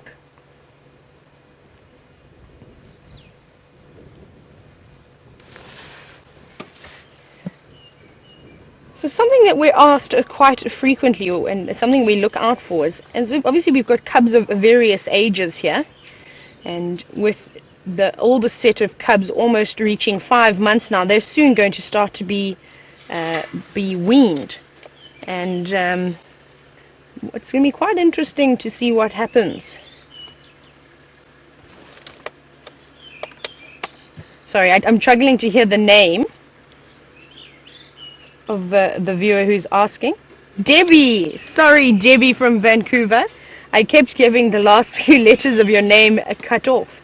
So Debbie wants to know, with the older cubs that are going to be weaned soon, are the little ones, the youngest, the teddy bear cubs, going to be shortchanged and possibly sort of been weaned earlier? Now, I don't think that this is the case. I think the adult lionesses are going to show a little bit of animosity towards the older cubs and sort of try and prevent them from suckling. But if you have a sleeping lioness and she's out for the count, she's not going to know the difference of whether it's an older or a younger cub. And that's what I was saying earlier, is that they can sneak a suckle. But if mom realizes what's going on, she's obviously going to reprimand the older cubs.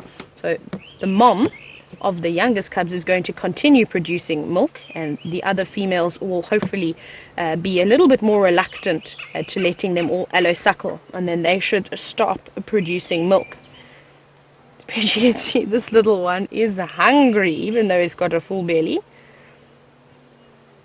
But the females just want a break. Well, this female just wants a break. Possibly she's maybe the oldest of the mother of the oldest cubs, and she's sort of sick of it now and getting to the point where she is going to start weaning them. The other females seem to be quite tolerant. But the older they get, the greedier they get too. They want more and more and more.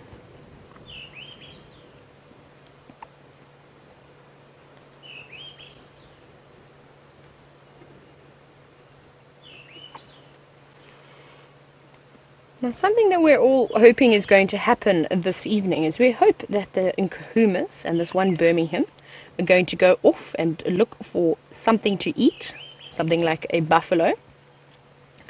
And unfortunately, these cubs are still quite young to join on the hunts. And Jason wants to know how long before these lions will start participating in the hunts. So Jason, from about 1.5 years, these lions will start going out on the hunts, but not necessarily doing anything. They're going to be told to just stand on the outskirts and watch from the distance, just to learn to see how they do hunt, the different techniques that they're using, the way that they fan out. And by the time that they reach about 2 years old, they're going to be actively involved in the hunting, but unfortunately they're also going to ruin a lot of hunts before the adult lionesses and the males, because they get too excited and they tend to jump up ahead before they should. So it's a long learning curve. So it'll take them a few years to sort of get that technique right. But as soon as the adults have brought an animal down onto the ground, the youngsters will race on in and try and grab hold of any part of the buffalo or whatever the lions may have taken down and sort of bite away. Might even see them going towards the jugular and the snout of the animal and attempting to suffocate it, though I don't think they'd be very effective at that age. Now everybody, we're not going to be able to stay with these lions for too much longer. There are lots of people that would like to come and see them. So we're going to head to Jamie, who's got a dwarf mongoose, everybody.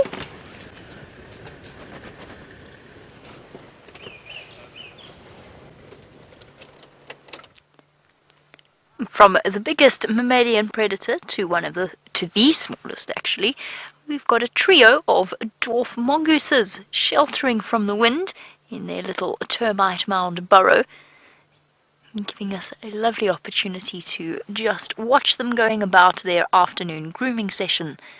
Although the one on the right is thoroughly determined that we shall not see his face, just in case people start to recognize him on the street.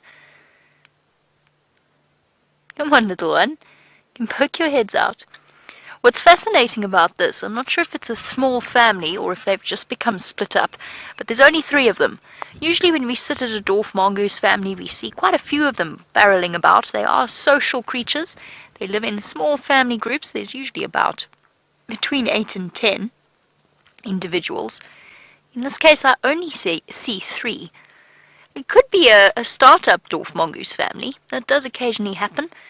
Dwarf mongoose in search of mating opportunity, because of course only the alpha male and female in a dwarf mongoose group will be able to mate. So young females and males occasionally go off in search of greener pastures and better prospects, rather than just being babysitters their whole lives. And they will unite with other dispersal dwarf mongoose, whether they be males or females, and form their own little families. And of course, a bit of mutual allo grooming is essential in maintaining those boundaries.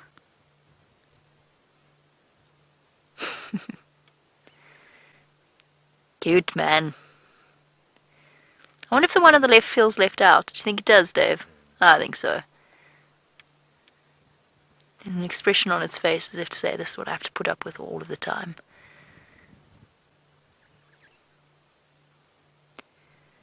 I love watching the way that they move. This one's got a very itchy tail. As they bounce about their termite mound homes with incredible grace and skill. And yesterday evening, if you missed out, that's a boy, by the way, the one that was just scratching the back of his neck. Not often that we get to tell you that with dwarf mongoose. It can be very difficult to tell, but that is most definitely a boy. Yesterday evening, on the sunset safari, just towards the end, I experienced my first ever flat mongoose sighting, with a white-tailed mongoose that went and lay down right next to or quite close to the vehicle, and then proceeded to just lie there. It's the longest I have ever spent with a white-tailed mongoose in my life. Look at this little one contact calling. There must be more hidden somewhere. It's calling to the rest of them.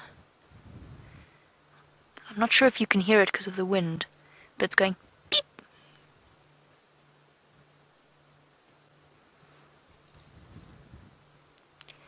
They've got a wide variety of different calls and different vocalizations. This is awesome because it really sounds like a bird call. Tick, tick, tick, tick. Tick. Contact calling to some of the others.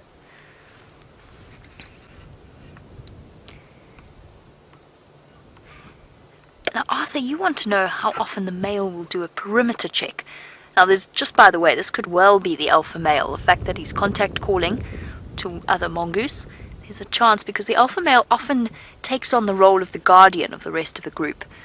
Arthur, it's actually not just the alpha male's responsibility. All of the dwarf mongoose will scent mark, including anal pasting, particularly around their den site or their burrow sites, because they've got lots of different ones throughout their territory.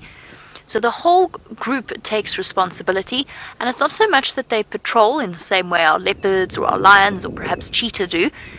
They actually will just mark as they go around the different burrow sites and as they go foraging. And as I said, everybody takes responsibility. Sometimes they get all very excited and very caught up in it. And one will go and anal paste a blade of grass, and then the next one will go along and anal paste on top of that. So it's quite a smelly thing that they do. Oh, checking to see all was okay before the little dwarf mongoose found his spot to settle in. It's the male again. So far has been the most active and is clearly staring out. I wonder whether this isn't the alpha male. I think so.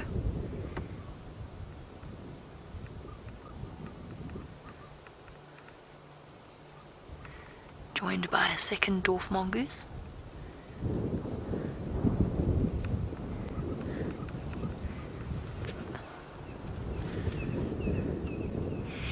Karen, welcome. I'm so glad we could share this amazing little dwarf mongoose with you. You wanted to know how many different types of dwarf mongoose we get out here.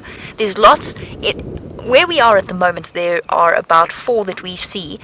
Only 3 of them that we see regularly. One is the dwarf mongoose, the other is the slender mongoose and the white-tailed mongoose. We also get banded mongoose, but we hardly ever get to see them. And I have heard reports of Miller's mongoose, which is something that I've never seen in this area, but a Miller's mongoose, as well as a water mongoose. So that's actually 6 that we could see, but 4 that we're most likely to see. Throughout South Africa and throughout Africa, there are lots and lots of different species of mongoose. I couldn't tell you off the top of my head how many. There's the grey mongoose, the Egyptian mongoose, the yellow mongoose. A meerkat is essentially a mongoose, but we won't include it. Now I've forgotten all the rest of them. Slender, dwarf, Miller's, water. There's lots. Let's say over 10 different species of mongoose that we get throughout Africa. Actually, I'm quite curious to know which ones they have in Kenya. Now that I think about it, I'll have to ask our Mara expert when he returns home once again. Probably won't be the first question I ask him, I imagine, but I'll definitely try and find out. These little mongoose are actually upset. I can hear them still squeaking away. They've gone off looking for the rest of the group. They've lost them. That's why there's only 3 of them. They've lost track of the rest of their group. Off he goes. Look at how fast it went. Oh, so quick.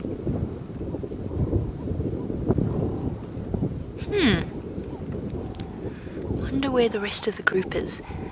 We were fortunate enough to witness an amazing sighting with dwarf mongoose a couple of months ago on one of these sunset safaris, where the mongoose were moving their babies from one hole to another as a result of an invasion by a very large snake. And now? Panic! Oh yeah, they all come bounding back. I think all of the... Oh, here we go. They're all coming. Here they come, they're coming this side. I just saw about... There we go. Oh, there we go. Yay! And here comes another one. Whee! And another one. And here come 2 more little latecomers. Oh, 3 more latecomers. Bounce. Come on. Come on. Yay! Reunited. Here comes the last one. Barreling up. Oh no, I was wrong. It wasn't the last one. Okay, so that was about 10 mongoose that just came dashing out of the bushes. Aww. Reunited once again. All safe and sound. I wonder what happened to get them split up if they just were too focused. Oh, whoa, latecomer! Watching them out of the corner of my eye. The latecomer didn't make it all the way up the turbine mound. I wonder, maybe there was a predator? I did see an African hawk eagle not too long ago when I first stopped for these mongoose. Perhaps that was what had them so scattered. Or if it was just that they got engrossed in their feeding and didn't manage to keep track of the rest of the members of the group. That was awesome! Reunited once again. I wish in a way we could spend more time with these little guys. Oh, bye! And just get a really good grasp of their dynamics. Right. We'll leave our little dwarf mongoose now that they are reunited and crisis is averted. In the meantime, I'll have to wait to ask James about the mongoose of Kenya, but let's go and have a look at what other creatures he has.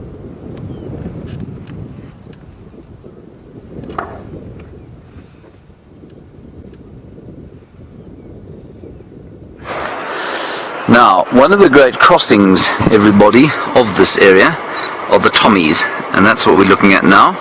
There's a tiny little Tommy there, and that little Tommy is going to have to cross with its parents and cousins and sisters and aunts if they decide that that is what they're going to do. We might have to move shortly, just in case they go down to a beach further along from here where the gormless crocodile lives. But Jean-Andre, I don't know if you can see floating in the water there.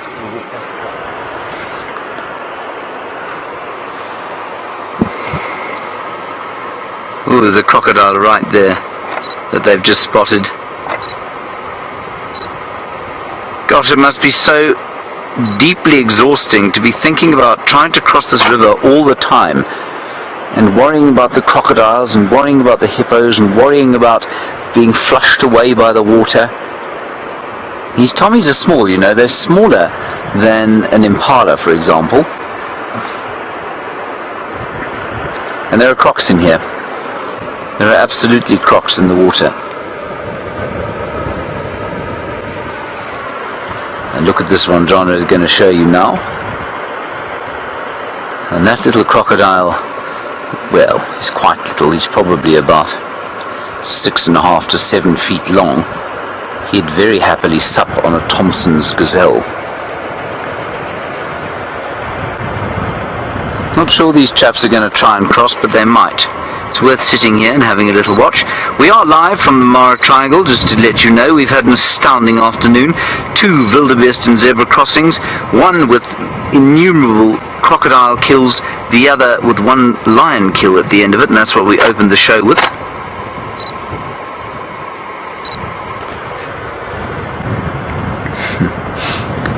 And now we're going to see if the Thompson's gazelle want to come across the river. We've also been spending some time here trying to figure out how it is that these animals operate. How is it that what is the movement? Is there some kind of predictability behind it?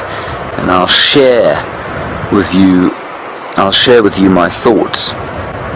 Mike, in Michigan, before I share my thoughts on why it is I think the wildebeest, or how we can perhaps predict what they do, you say, why, when it seems that there's green grass on both sides of the river, do they run this gauntlet? Do they play this Russian roulette? Here's one in the water now!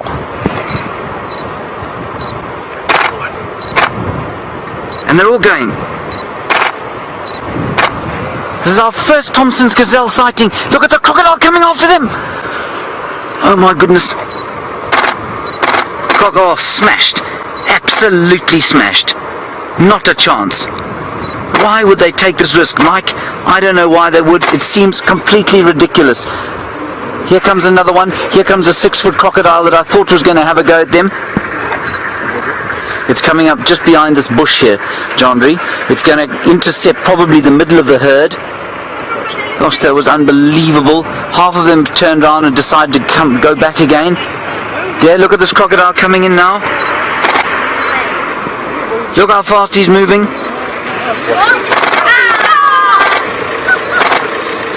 No chance at all these guys have got. Why would they cross? I know this might be difficult for some of you. This is truly incredible. What's the other side there, Jandre? There's a crocodile there, and there seems to be a conflagration under the water. Oof, oh, shame.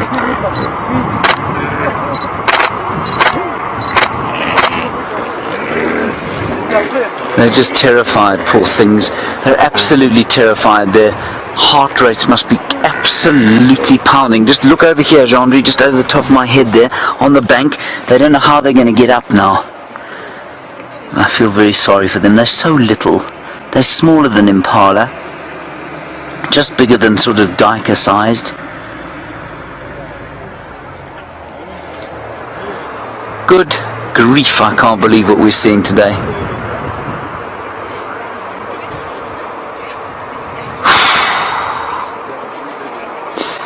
David, oh, here they come again, John, on the other side. They're coming back into the river. David, you want to know, and you're in Napa, and it's how wonderful to hear from you all the way from California. You want to know how many species participate in the migration. David, the main participants are the wildebeest, the zebra, the Thompson's gazelle, the eland. Some topi join it, some don't, some stay resident, but those are the main 5. And then you get a couple of tag-alongs, like some of the nomadic lions will move with the migration, but largely it's those 5. I don't think we've even shown you an eland yet. But the elephants will stay resident, most of the topi will stay resident, some wildebeest, some zebras stay resident, the oribi, the Grant's gazelles, and they stay resident. Baby? Sorry, I can't see it. Oh, well spotted. There it is, tiny little thing. Oh, well done, you clever little thing. But really, why did you take the risk? Make a noise. Your mum will come and get you. Unless your mum was swallowed by a crocodile. I'm just going to try and take a picture. Shame. Well done. Well done. You clever, clever little thing. Oh, look, he's just sitting so close to that other car. Oh, now he's looking for the rest of the herd, everyone. I'm sure he'll find the rest of the herd. I hope he does. He's gone. He's just over there. We can't see him now. There's a car in the way. This is an unbelievable afternoon. Chandra has gone pale. He does alternately red and palely pasty white as his heart rate changes from 200 beats per minute back down to its normal sort of 60 or so. I don't know what to say. There's even some more going on here. What have you got there? And there seem to be some others. Oh, there's a croc popped up there. Oh, yes. James Richard, you say you cannot get over the rush of watching these things cross. James Richard, nor can I. I think this is absolutely incredible, and of course many of you have watched now a wildebeest crossing. You saw how difficult it was for the crocodiles to catch the wildebeest and the zebra. You saw here how they were just waiting. As soon as the Thompsons went into the water, they blasted in there like, well, they were almost like sort of slightly subsurface speedboats. And they didn't hesitate. And there wasn't a Thompson's gazelle that got through this that was attacked by a crocodile. In other words, every single attack that was attempted followed through. Good grief. We are live, everyone, just to remind you of this. Live from the Mara Triangle, watching a Thompson's gazelle crossing.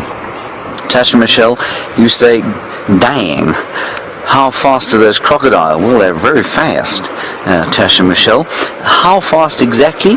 I don't know. I've heard they can move on land up to about 40 kilometers an hour. That's faster than Usain Bolt, who runs at roughly 38 kilometers an hour if you average him out over 100 meters. I think that sounds a bit fast on land, but they've, over a very short distance, they're very quick. But in water, much, much faster than any human swimmer, any animal swimmer there is, other than perhaps a dolphin or a whale or, well, fish, obviously. But no mammal will be able to outrun them. I'm not sure, I couldn't give you an exact speed in knots or miles per hour. But it's very quick. You saw that bow wave that rose out of that crocodile as he leapt into the water, his tail swishing from side to side, driving him forward.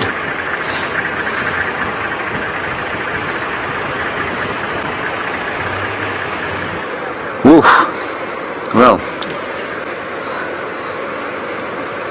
I'm just looking out behind us to see if I can see the little gazelle. But that gazelle seems to be okay. I think he's made it off. Perhaps he's joined the rest of his herd. I hope he has. Ooh, look, look, look. John-Ry, croc there. Oh, good grief.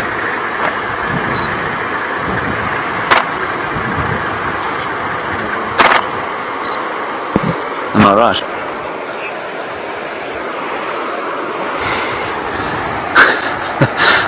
Just everywhere you look here, something is going on.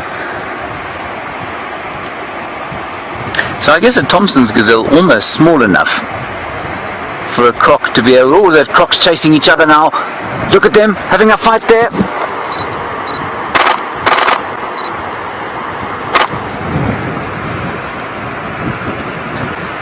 This is unbelievable, as Louise says. It's just, we don't know where to look.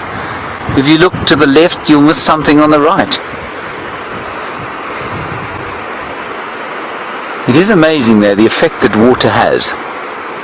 Water, obviously, it may sound like a stupid statement, but water, a driving force. Of course, the little croc has got a piece of Tommy there. Here we are. Water, the driving force of any ecosystem. But when you've got a river like this, it really is the center of every single piece of action. I think if you were to come back here, though, remember this in January and February when all the wildebeest are calving on the southern plains of the Serengeti, then, however, I think things would be a lot quieter here. There'd still be beautiful, there'd still be plenty of elephant and buffalo to see here, there'd be plenty of warthog and impala, the odd resident wildebeest and zebra, but you wouldn't get these great crossings, and of course all the predators are resident, bar the odd nomad. But this time of the year, it's no wonder it's one of the most popular wildlife destinations on planet Earth.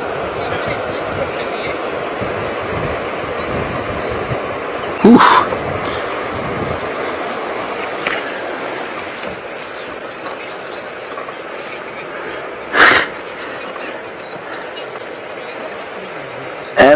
Hello M. Spicer, you say, are the gazelles easier to catch, or are they just a sort of preferred meal for the crocodiles? Do they just like to catch them, or do they taste better perhaps? No, they're definitely easier to catch, and there's a very simple reason for that. They're half the size. They're a quarter the size of a wildebeest. I mean, they're minute things. I'll give you the exact mass, but I think they probably weigh about 30 kilograms each, which is about 66 pounds. So they really are not very big in the slightest. I'll just confirm that for you exactly, but I think if I remember my studying that I did before I came here, that is correct. Yeah, a female up to 25 kilos, a male up to 35 kilos, so yeah, round about, actually even less than 66 pounds, probably between 40 and 50 pounds. Really quite something.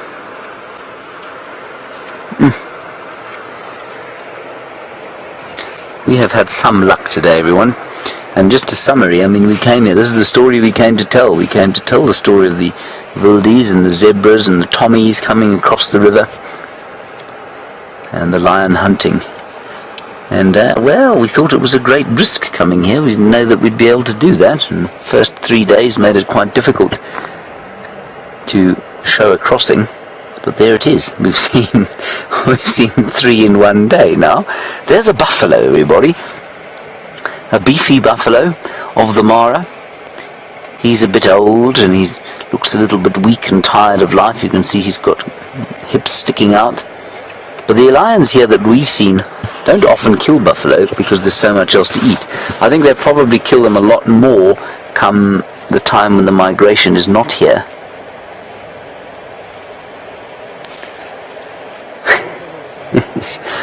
I can't believe this.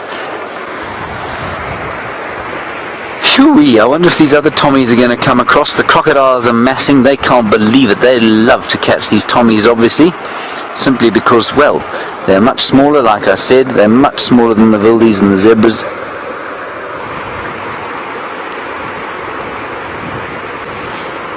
And just to keep you updated, our lion tracker-in-chief, Peter Brott, aka Technical Director, he is with the Kitchetembo Pride now. They have killed a young wildebeest. They may go hunting later on. We're not sure, but we will go and take a look. We're also going to have a brief look, perhaps, at those other lions, but we have got a friend standing by there. We were rather hoping Scarface, the big male, might come out and share the kill with them. But so far, we haven't heard anything. Whew. There's a couple of crocs floating down the river, having a bit of a spat over some Tommy steaks for supper.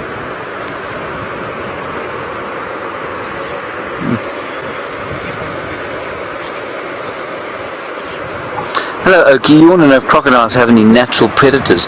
Oki, they do. Normally, other crocodiles, actually. When they're very little, though, quite a few things will eat them. Storks and herons, they will eat very tiny hatchling crocodiles.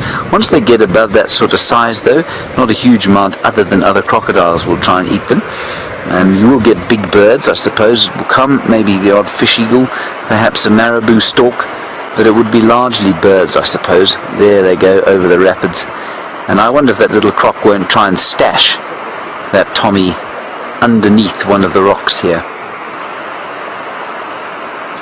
Ah, there's a wildebeest now. A wildebeest now massing on his own, perhaps for a drink, but maybe a solo crossing. That would be brave. In fact, it would be stupid. I'm going to move the car slightly, Jean-Ray. Just how are we there behind, Graham? Just asking him to move forward 3 feet. I just want to move slightly because I think we're going to miss. Oh, you okay behind?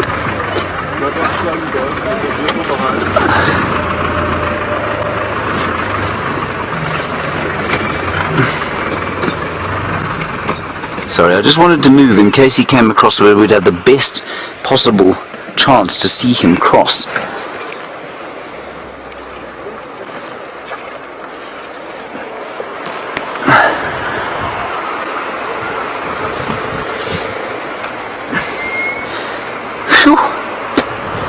Now, you can ask us questions. We are live, barely. The excitement has nearly given us all a heart attack. Hashtag Safari Live, questions at WildEarthTV. And that wildebeest is quite a long way away. I suspect he's just thinking about having a drink, rather than actually crossing.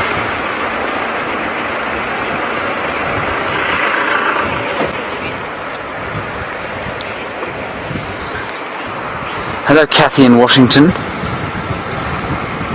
You're wondering whether wildebeest cross to and from more than once a day. I think sometimes they do, and I think that this particular bunch that we saw crossing today, the 1,000 that we saw, I think they've gone in a great big loop, either yesterday or today. They go all the way north into the conservancies to the north of the triangle, and they turn and they come south across these river crossings here. I think that's what happens. It's very difficult to know, though. We might, if your screen does go black, it's because the battery has gone, and we will change it and bring it up as soon as possible. So we see, just to keep you posted, we do need to change the battery, but I think it might be worth just seeing what this wildebeest does.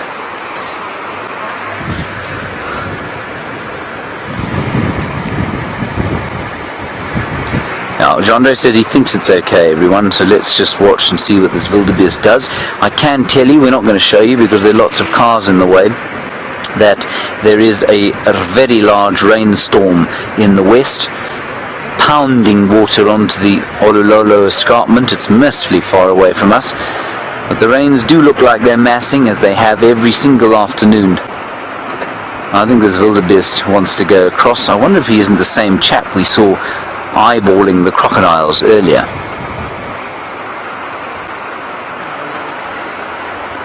We're in a perfect position here, everybody. This is called the main crossing, and like I say, there are 10 crossing points throughout this area.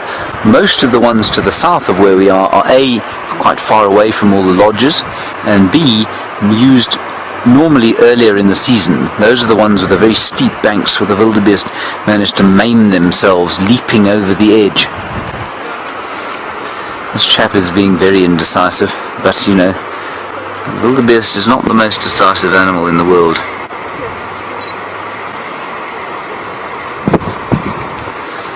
Monty, you want to know how wide the river is where they cross. Monty, the river here, I would say, is about 100 meters wide in some areas, and as narrow as, say, 70 meters or so in others. So that's about 330 feet around the sort of rapids, maybe a little bit wider than that, 300, maybe very maximum 400 feet.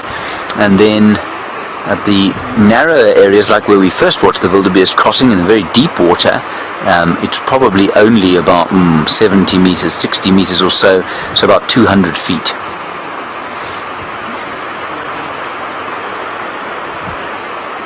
Now let's watch this wildebeest walking up towards us now. This is not a kind of traditional crossing point.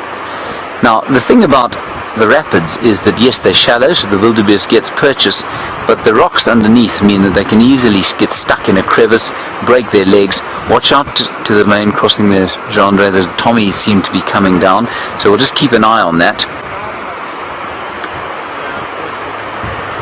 So ideally, for safety's sake, well, physical safety's sake, the wildebeest would like deep water, but when they're in deep water and there are crocs there, the crocs then have all the advantage.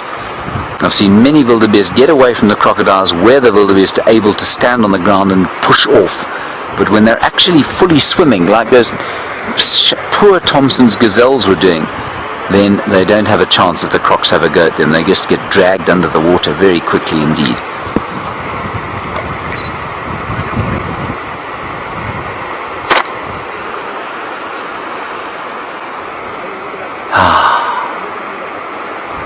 Does feel deeply, deeply satisfied here. What do you think, Jandre? What kind of money do you give him trying to get across this river? A wager. I say, I don't know. I actually can't tell. I'm so jaded by my inability to tell what these things are going to do.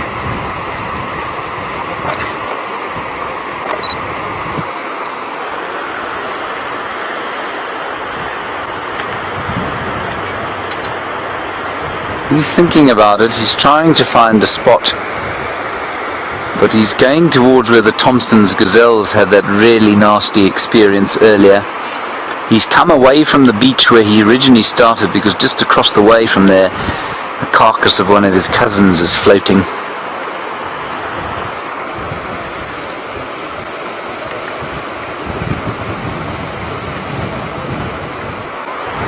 So who knows?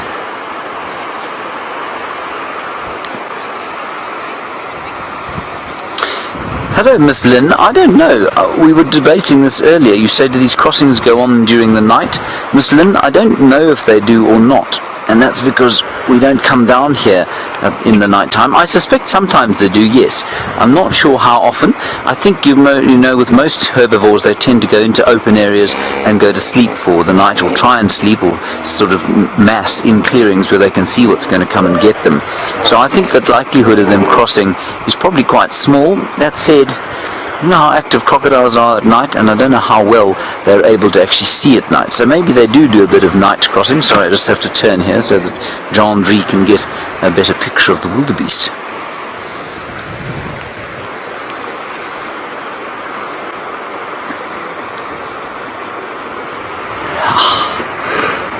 Yeah, no, he's seen that croc. There's a croc tracking him. There's a croc tracking him as he goes. There he is. And this is a dangerous place for a crocodile to be. There's a hippo out of the water now. He also seems to be tracking the wildebeest. The wildebeest is looking at the crocodile while the hippo turns about. Not sure what he's doing. Perhaps he's decided he's had enough in the water. Skin's feeling a bit wrinkly, getting a bit peckish, going to go and have some grass to eat. Or not. Maybe just wanted a bit of a stretch.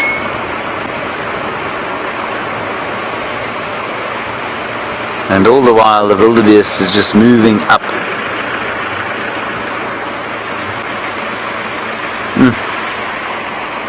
What a day we've had.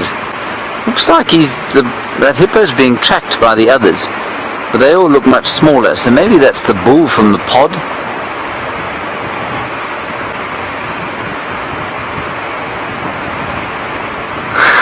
That's so cool to see. Look at the light changing now. Beautiful light now coming onto the river. And there, that big bull just went.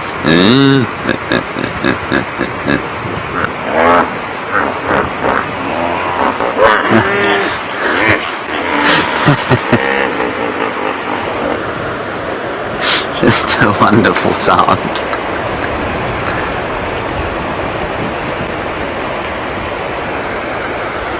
Well, let's have one last look at the wildebeest, and then I think we're going to move on from here. We'll maybe go and have a look at the Chitembo pride, and I think we're going to move towards the north as the sun begins to set and catch them before it gets dark. Marvelous, marvelous, marvelous stuff. Glorious light, endless animals, action, sadness, happiness, tragedy, story, and a little bit of comedy, especially from the crocodiles and the wildebeest. I mean the wildebeest, of course, who was facing off the crocodiles. Right, excellent stuff.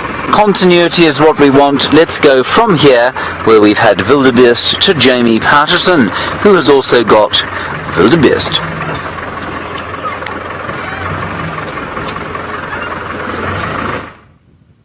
I've accidentally relocated our wildebeest herd all the way here in South Africa. So a little bit away from where James is right now in the Mara Triangle. But a very warm welcome to all of our new viewers. Don't forget that this is a live safari, and it is a live safari that's going to go on for a considerable period of time over the next few hours. My name is Jamie. This afternoon I have Dave on camera with me. Dave's really shy, aren't you, Dave? Yeah, sure. But that is all that you probably will see of Dave. And we have a bunch of wildebeest here on Cheetah Plains Game Reserve in the Sabi Sands, which is in the Greater Kruger National Park area of South Africa. I didn't drag you all the way here just to look at the wildebeest. Not that the wildebeest aren't wonderful, but we have spent a bit of time with them. There is a really exciting bird on the open plains of Cheetah Plains, one that our regular viewers will be familiar with, but for some of our newer viewers, it will be one to add to your bird list. And I'm really hoping they're not going to fly away. We're going to have to go a bit further forward to try and get to them. But I can't go too far forward, because otherwise I'll spook the wildebeest and the birds will fly away and it'll all be disastrous. Now let me try and get it. For our regular viewers who are familiar with the birds of South Africa and who have been keeping bird lists, there is a flock of wattled starlings. They have returned to us once again. They're not a migratory species, but we haven't seen them in forever, what feels like forever. And I'm hoping, against hope, that we're going to see at least one of them. Okay, there's some in the front there, Dave. Hopping about there. There we go. Yay! The wattled starlings. And it is nearly breeding season, so the males should be relatively easy to see with their wattles. That's a female plucking about in front there. No, they haven't quite developed their wattles just yet, because that's a male at the top right. He hasn't quite reached his full breeding plumage, so I'll show you a picture in my book in a moment of what a male wattled starling looks like in all his glory. Wonderful, highly entertaining birds, and a bird species that we hardly ever, argument, get to see. all accompanied by the snuffling nose of the wildebeest around them. Isn't that awesome? Last time I saw wattled starlings was around probably the beginning of this year, where one of the males was frantically chasing the ladies about and not having any success at all. He was rejected by each and every single individual that he approached.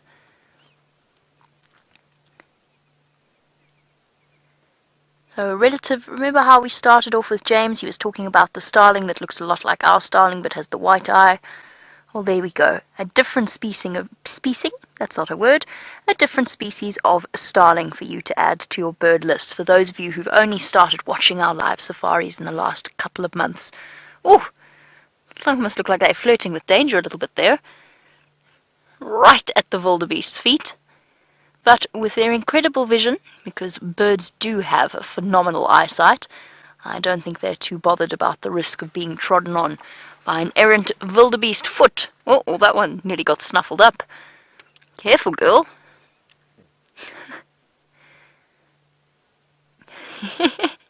This is so cool. Amazing image. They're also after the insects that the wildebeest will be stirring up as it snuffles about close to the ground. That is why they're congregating around its nose and its feet, and then going for any grass seeds or anything else that they might be able to find. I love their prehistoric run. Looks like a dinosaur. Oh, that chap's particularly aggressive. Keeps chasing the others out of the way.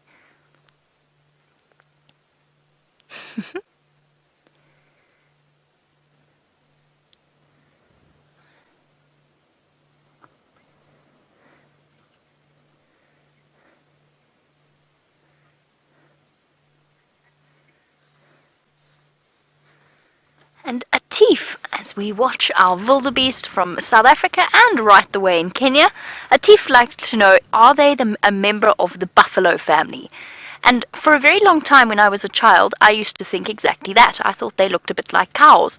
But a teef, they're not. They're actually antelopes that are closer related. If you happen to have Google, and you can hop on board Google, you can have a look at things called hartebeest, red hartebeest, and tsetse, spelt with a T. And then you will see what tribe of antelope the wildebeest actually come from. So they're antelope, not buffalo, although buffalo and antelope are related in some way in that they are both ruminants. So they have the four-chambered stomach and they chew their food twice. So they are related. They've also got obviously cloven hooves. So they've got the split hoof with the false hooves behind that, or the dew hooves, sitting behind the hoof itself. So they definitely look like cows, but they're not cows. They're antelope, and they're actually one of the fastest antelope that we get out here, and one that is built for stamina as well. So sustained speed over long distances. They're definitely the marathon runners of the bush. They really do look like cows though, don't they? We don't get them in as large numbers as they do in the Mara Triangle and the gatherings of the wildebeest there. Generally, this is about as many wildebeest as we will see together. But as the... Oh, hold on, sorry. Dave, what does that starling have over there? Ah, dropped half of it. What did you collect? Just saw it fly up with a mouthful of something. Must be building a nest. It's a Burchell starling, unlike our wattled starlings. Must be gathering nest building material. Sorry, distraction from the wildebeest.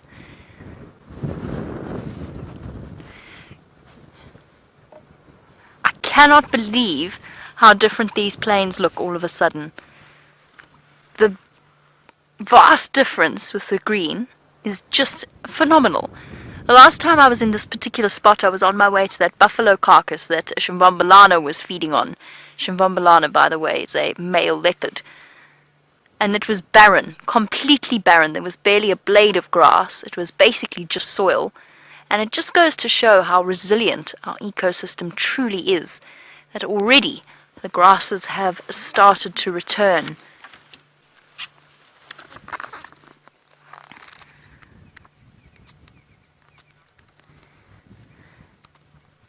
And Heidi, you saying it is beautiful. It is stunning now that the grass has started to grow. I couldn't agree with you more. It really is beautiful.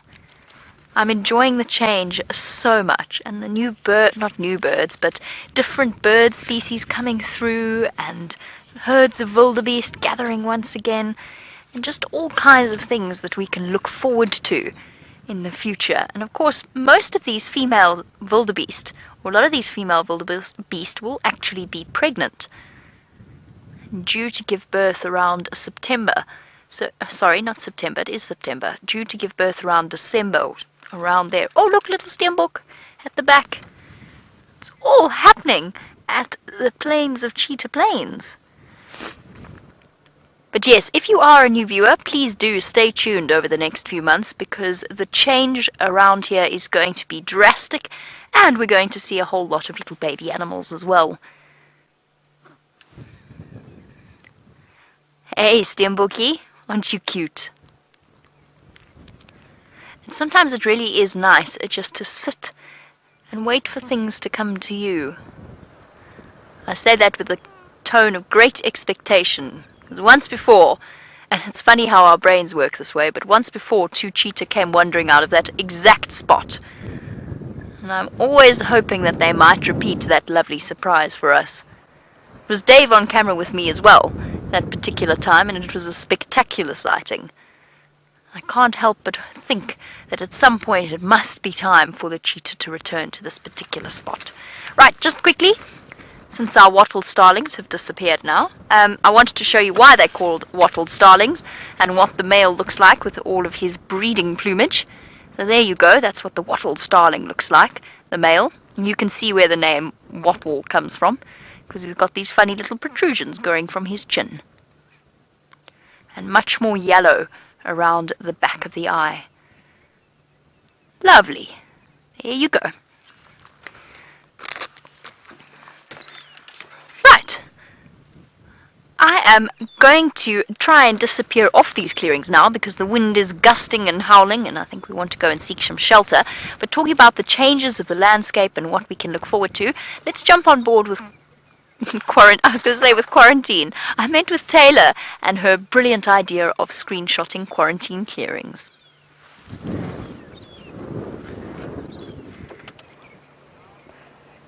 Jamie, I hope you are holding onto your hat this afternoon. Must be very windy on Cheetah Plains. And for those of you who possibly just joined us on this wild live safari, my name is Taylor, and on camera this afternoon we've got Xander, and we are sitting on quarantine plains at the moment. So now what we've been doing over the last couple of days since we've had the lovely luscious rains is we're taking screenshots and documenting the changes that we're seeing. So we start every single day in the same place, or at some part of the show. We pop back to quarantine plains and we take a shot. Now we're going to zoom in to our shot. There we go. So we take 2 pictures, everybody. Everyone snap away, take your screenshots. Everybody got them? Now we're going to zoom into the termite mound on the right, just to get a little bit of a closer view. Now you can see all the nice green grass coming through. Really starting to see some changes. I hope you've got your second shot. And it's going to be quite exciting. There's just little patches of green grass at the moment, but once that grass spreads its roots over the next few days, possibly even the next week, this entire area is going to become one carpet of green grass. It's going to be quite spectacular, everybody. Now, it is very windy this afternoon, so we're not seeing too many animals out on the plains. I haven't even seen any zebra this afternoon, just lots and lots of impala. So I'd like to, at some point, once all the rangers have finished viewing the kahumas, I'd definitely like to go back to them a little bit later, possibly that they get going and try and hunt for us. That's what we're hoping for. And I hope to see a lovely sunset this afternoon, so that's something that you'll see hopefully a little bit later. I think we're going to have a beautiful one with all the lovely clouds that are sort of forming in the distance. And I don't know what else we're going to do. I think we're just going to potter along and see what we stumble on.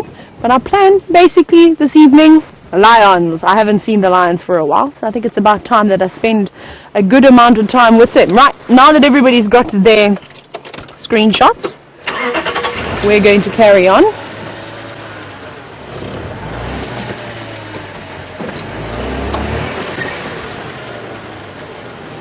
David in Napa has just sent through a question, and he wants to know, because of the rain that we've had, does this mean that the drought is over? Now, David, we've only just had a small amount of rain. We only had about 36 mils of rain. It's going to unfortunately take a lot more to sort of declare the drought over. For the last 2 seasons, we haven't reached our minimum sort of rain that we get every single year. So normally we should get about 1,000 mils of rain in a season. And unfortunately, like I said, we haven't for the last 2 seasons. Last season, we had something ridiculous, like just under 300 mils of rain. And the season before that, we had just over 400 mils of rain. So we're quite short. So we're going to need a severe downpour. We need 3 days or a week of solid rain where we can get like 200 or 300 mils of rain. But even then, we need to hope and keep our fingers crossed that the rain continues. Normally what happens, and the pattern that I've seen so far, is we get a little bit of rain now in September, and then we don't usually see too much. And this is what happened for the last 2 seasons. We don't see any rain right again until February, which is unusual. We need it consistently to come through now over the next few months. If we can get 30 or 40 mils of rain every month, that'll be good. I'm just trying to get a good position. I had a squirrel who's climbing up the tree. Where you going? Come out. Trying to see, it's just raced straight up this marula. Oh, where are you? Are you on that side? I can see it moving around. Don't be scared. There's the squirrel. Can you see the squirrel sitting on the knot of the tree? Goes straight into the... There it goes. And it's disappearing. Well, we did have a squirrel, everyone. Very quickly, you managed to see one. I think let's head back to Jamie and see how her afternoon is going, if she's still holding on to her hat.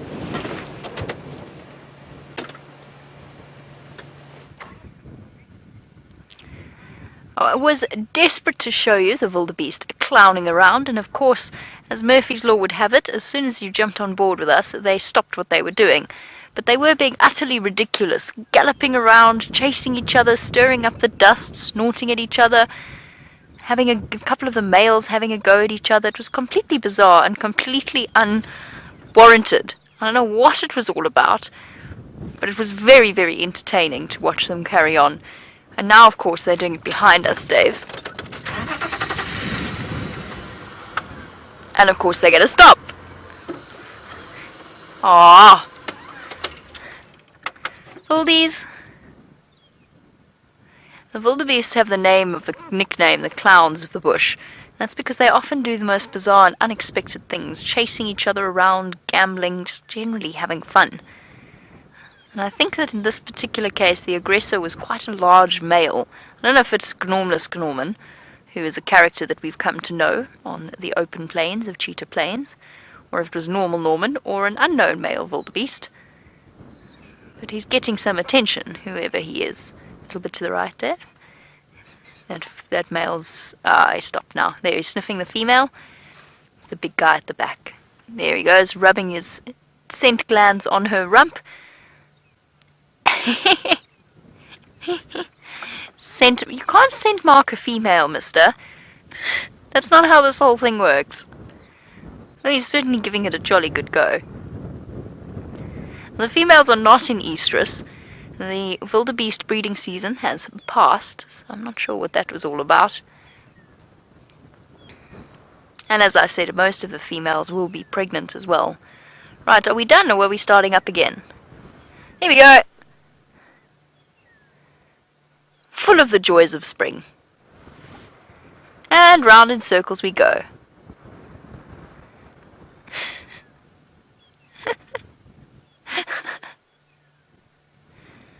Oh, chaos! I'm going to reposition slightly so they're not behind us.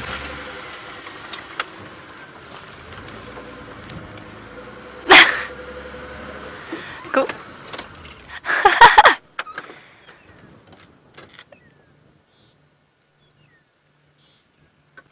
What are you doing, you crazy things? Just having fun. Oh, back again we go. Perhaps the knowledge that they've got a little bit more in the way of food is spurring them on to be slightly more adventurous than they might otherwise. Frivolous, I think, is the word that James used yesterday evening. These wildebeest are being frivolous.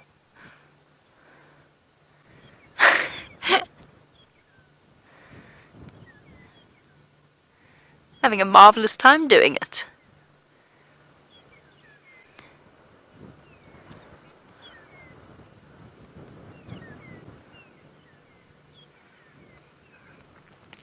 And Hayley, in England, you were asking a very good question, because earlier on I spoke about the male and I didn't really clarify about how you tell the difference between male and female, so yes, with pleasure. I will explain it to you, but I'm going to try and explain it to you when these chaps have settled down a little bit, because otherwise it's going to be very, very difficult for poor Dave to show you. Whee! The dust clouds flying, isn't that awesome? Right, so Hayley, it can be difficult to tell in the conventional way of telling the difference between a male and a female mammal. It's not always that obvious in the wildebeest, especially because the female's nipples are between their back legs, so whenever they're swollen, they can give off the impression that they are testicles. So generally, the female's horns don't extend as far as the tips of their ears, whereas the males go past their ears. The females have a brown strip at the top of their foreheads, as opposed to an all black face like the gentleman at the back. So look closely, I know they're not exactly sitting still. The females are the ones with brown foreheads, the male at the back. His horns go past his ears. He's the guy at the back who's sniffing everybody. That's him. And his face is entirely black. Whereas the females and the youngsters have got the brown strips. He is loving all of this attention. Look at him. Ladies, ladies, please don't fight about me. I'll be here all week and for the rest of my time in this particular territory.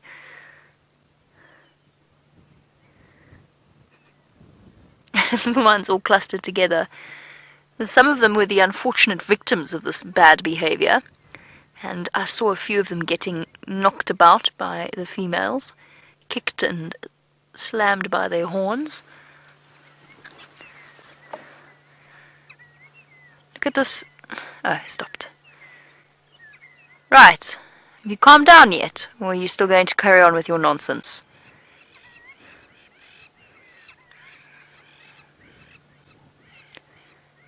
There's one. Gonna have a good roll around.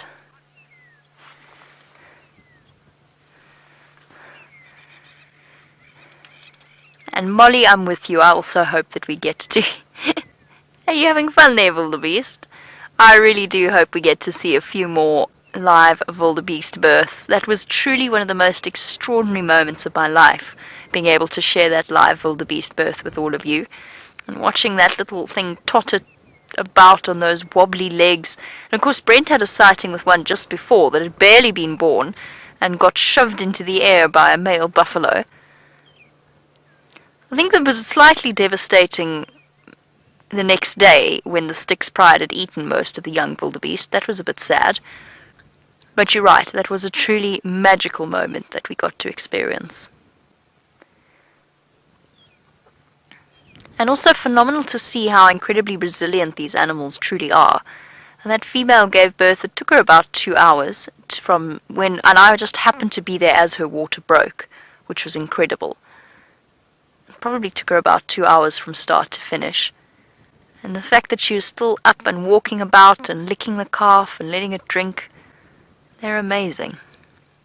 Our male wildebeest is now proclaiming his territorial dominance. He's been rubbing his pre-orbital glands, and it smells very distinctive. You can smell when a wildebeest has done that, even us as human beings.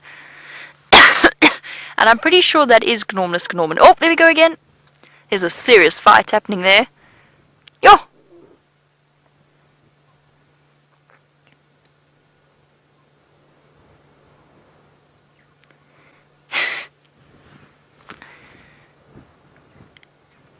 Full of the joys of spring.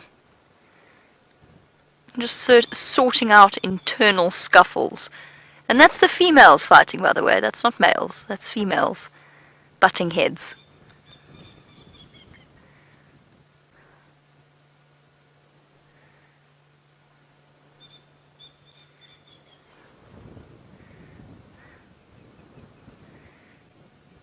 We're going to start this again.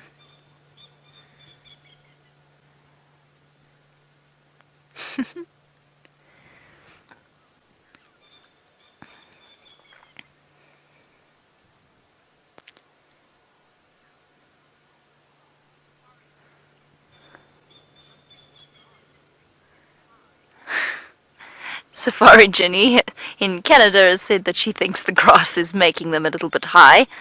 They certainly seem very joyful, don't they? And quite playful and slightly ridiculous. So perhaps there's just something in the grass today. Maybe they're picking up on our buoyant spirits as well, as we head off into the evening, feeling excited about whatever tonight holds for us. They are behaving in a very interesting way, keeping us thoroughly entertained. Oh, there we go again. We're running in circles, because why not?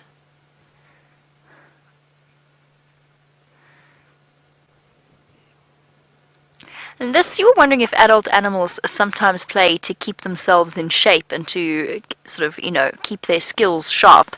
I often think that about the nkuhumas whenever we see them playing, or any lions, I suppose, whenever we get to see them playing. I'm not sure. I think they also do it for fun.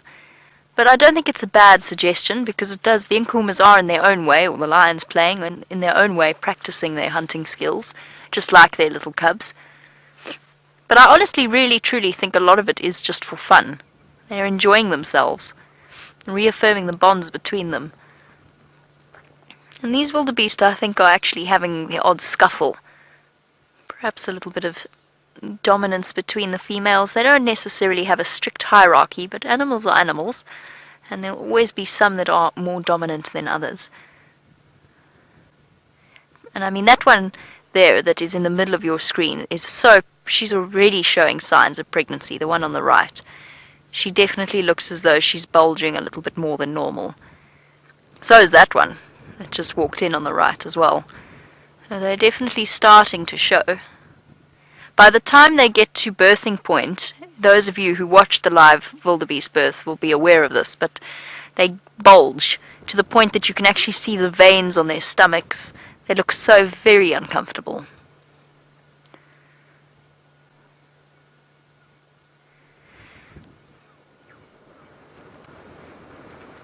Sure.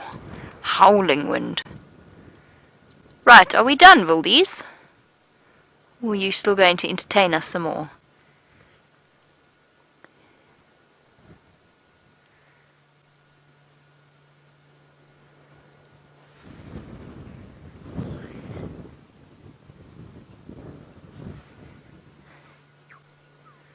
I've lost track of Gnormless Gnorman. I think he's the one. There he is, actually, on the right of your screen. He's scent marking again. Walking up to all the ladies and rubbing his scent on them. That's really not how it works, mister. Oh, goody, we're running in circles again. Very slowly. Slow motion run.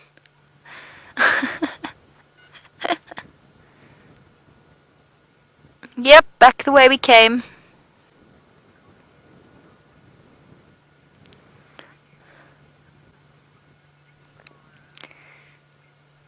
Winlin, absolutely. See, our gnus are just as good as James's gnus. They're just slightly smaller in number. They're being thoroughly entertaining, and they don't have to worry about any crocodiles in this particular spot. So Winlin, absolutely. Mini Mara it is.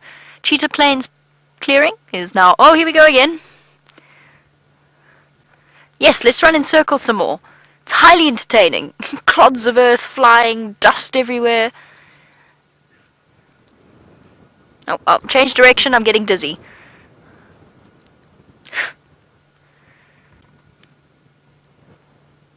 And then they will stop and go back to normal again.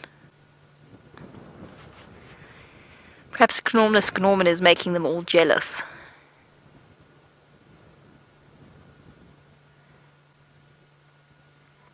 Oh, here we go again.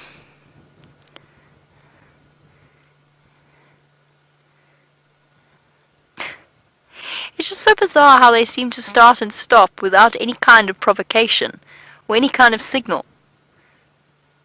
They're all just walking around aimlessly. They're not even feeding. They're just walking backwards and forwards. I really, really like wildebeest. Don't get me wrong. I enjoy watching them. But I do get the impression that they're perhaps not the brightest sparks out here. What do you think, Dave? I think it's questionable. It would be very funny if they turned out many years down the line as human beings can start to understand animals a bit better, if they turned out to be the Einsteins of the bush. But right now I think most of the evidence points to the contrary.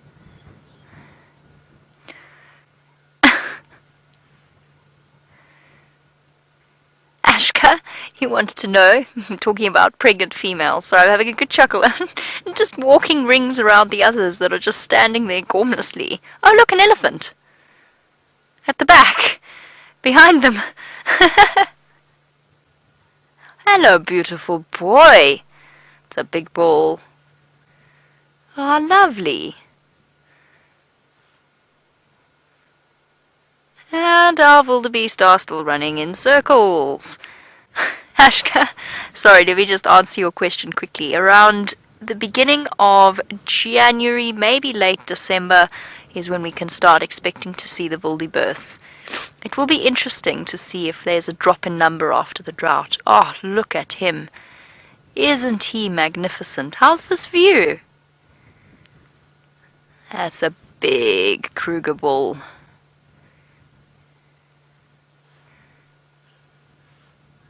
Looking carefully at the wildebeest, and perhaps judging them.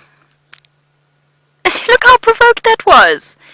That was so deliberate! That wildebeest just poked the other one in the bottom, for no apparent reason. Oh, now one's down, having a roll. Oh, this is beautiful.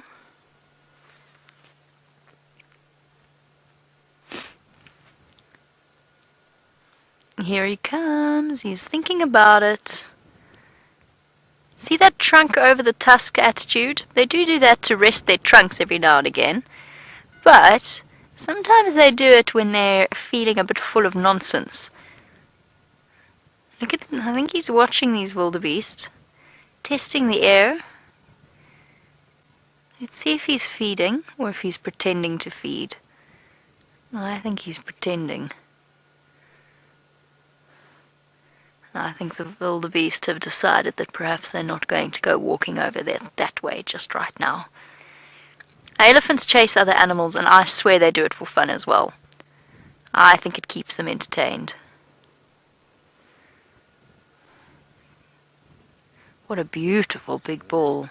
Not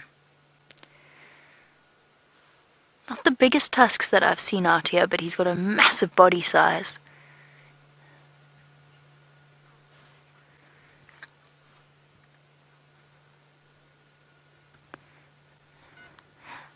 Now, Dina, you were saying this elephant is checking this all out with his trunk, and I'm sorry I couldn't hear the second part of your question, but absolutely he is checking everything out with his trunk. I think he actually thought about chasing them at one point. You're wondering, there we go, Dina, you want to know if he's not that relaxed. No, my instinct just watching him at the moment is that potentially not. And that we've found with a lot of the wildebeest just refuse to let us talk about this elephant. They just really want to be the center of attention this evening. I think they heard about the Mara trip and have decided that really it's not on that they get overshadowed like this. A lot of the time on cheetah plains we encounter male elephants, big bulls, that, at least recently, that are not that relaxed. And that's because they've come in from the Kruger National Park looking for water and looking for food.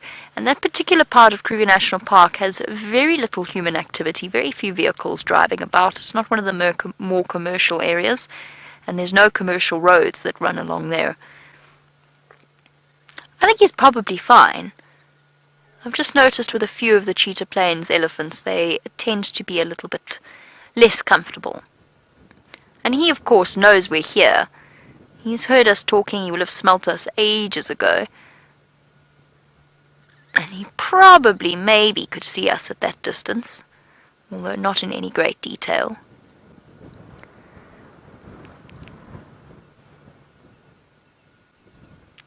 Unfortunately, there's no roads that lead us in that direction, otherwise I would try and get a little bit closer to him.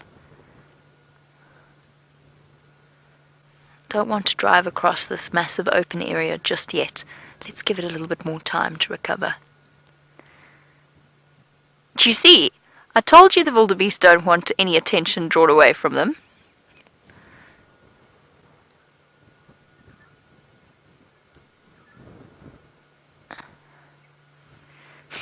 He keeps coming to push in. George in Michigan.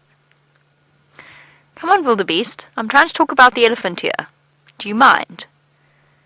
Yes, thank you.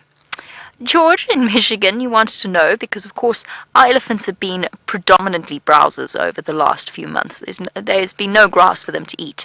He wants to know if that transition from bark to grasses is going to have any negative effects on their digestive system.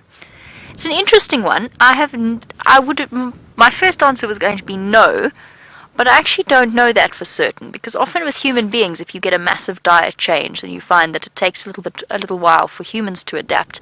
I don't really see why it should be all that different for an elephant. Their bodies get used to certain types of digestive processes.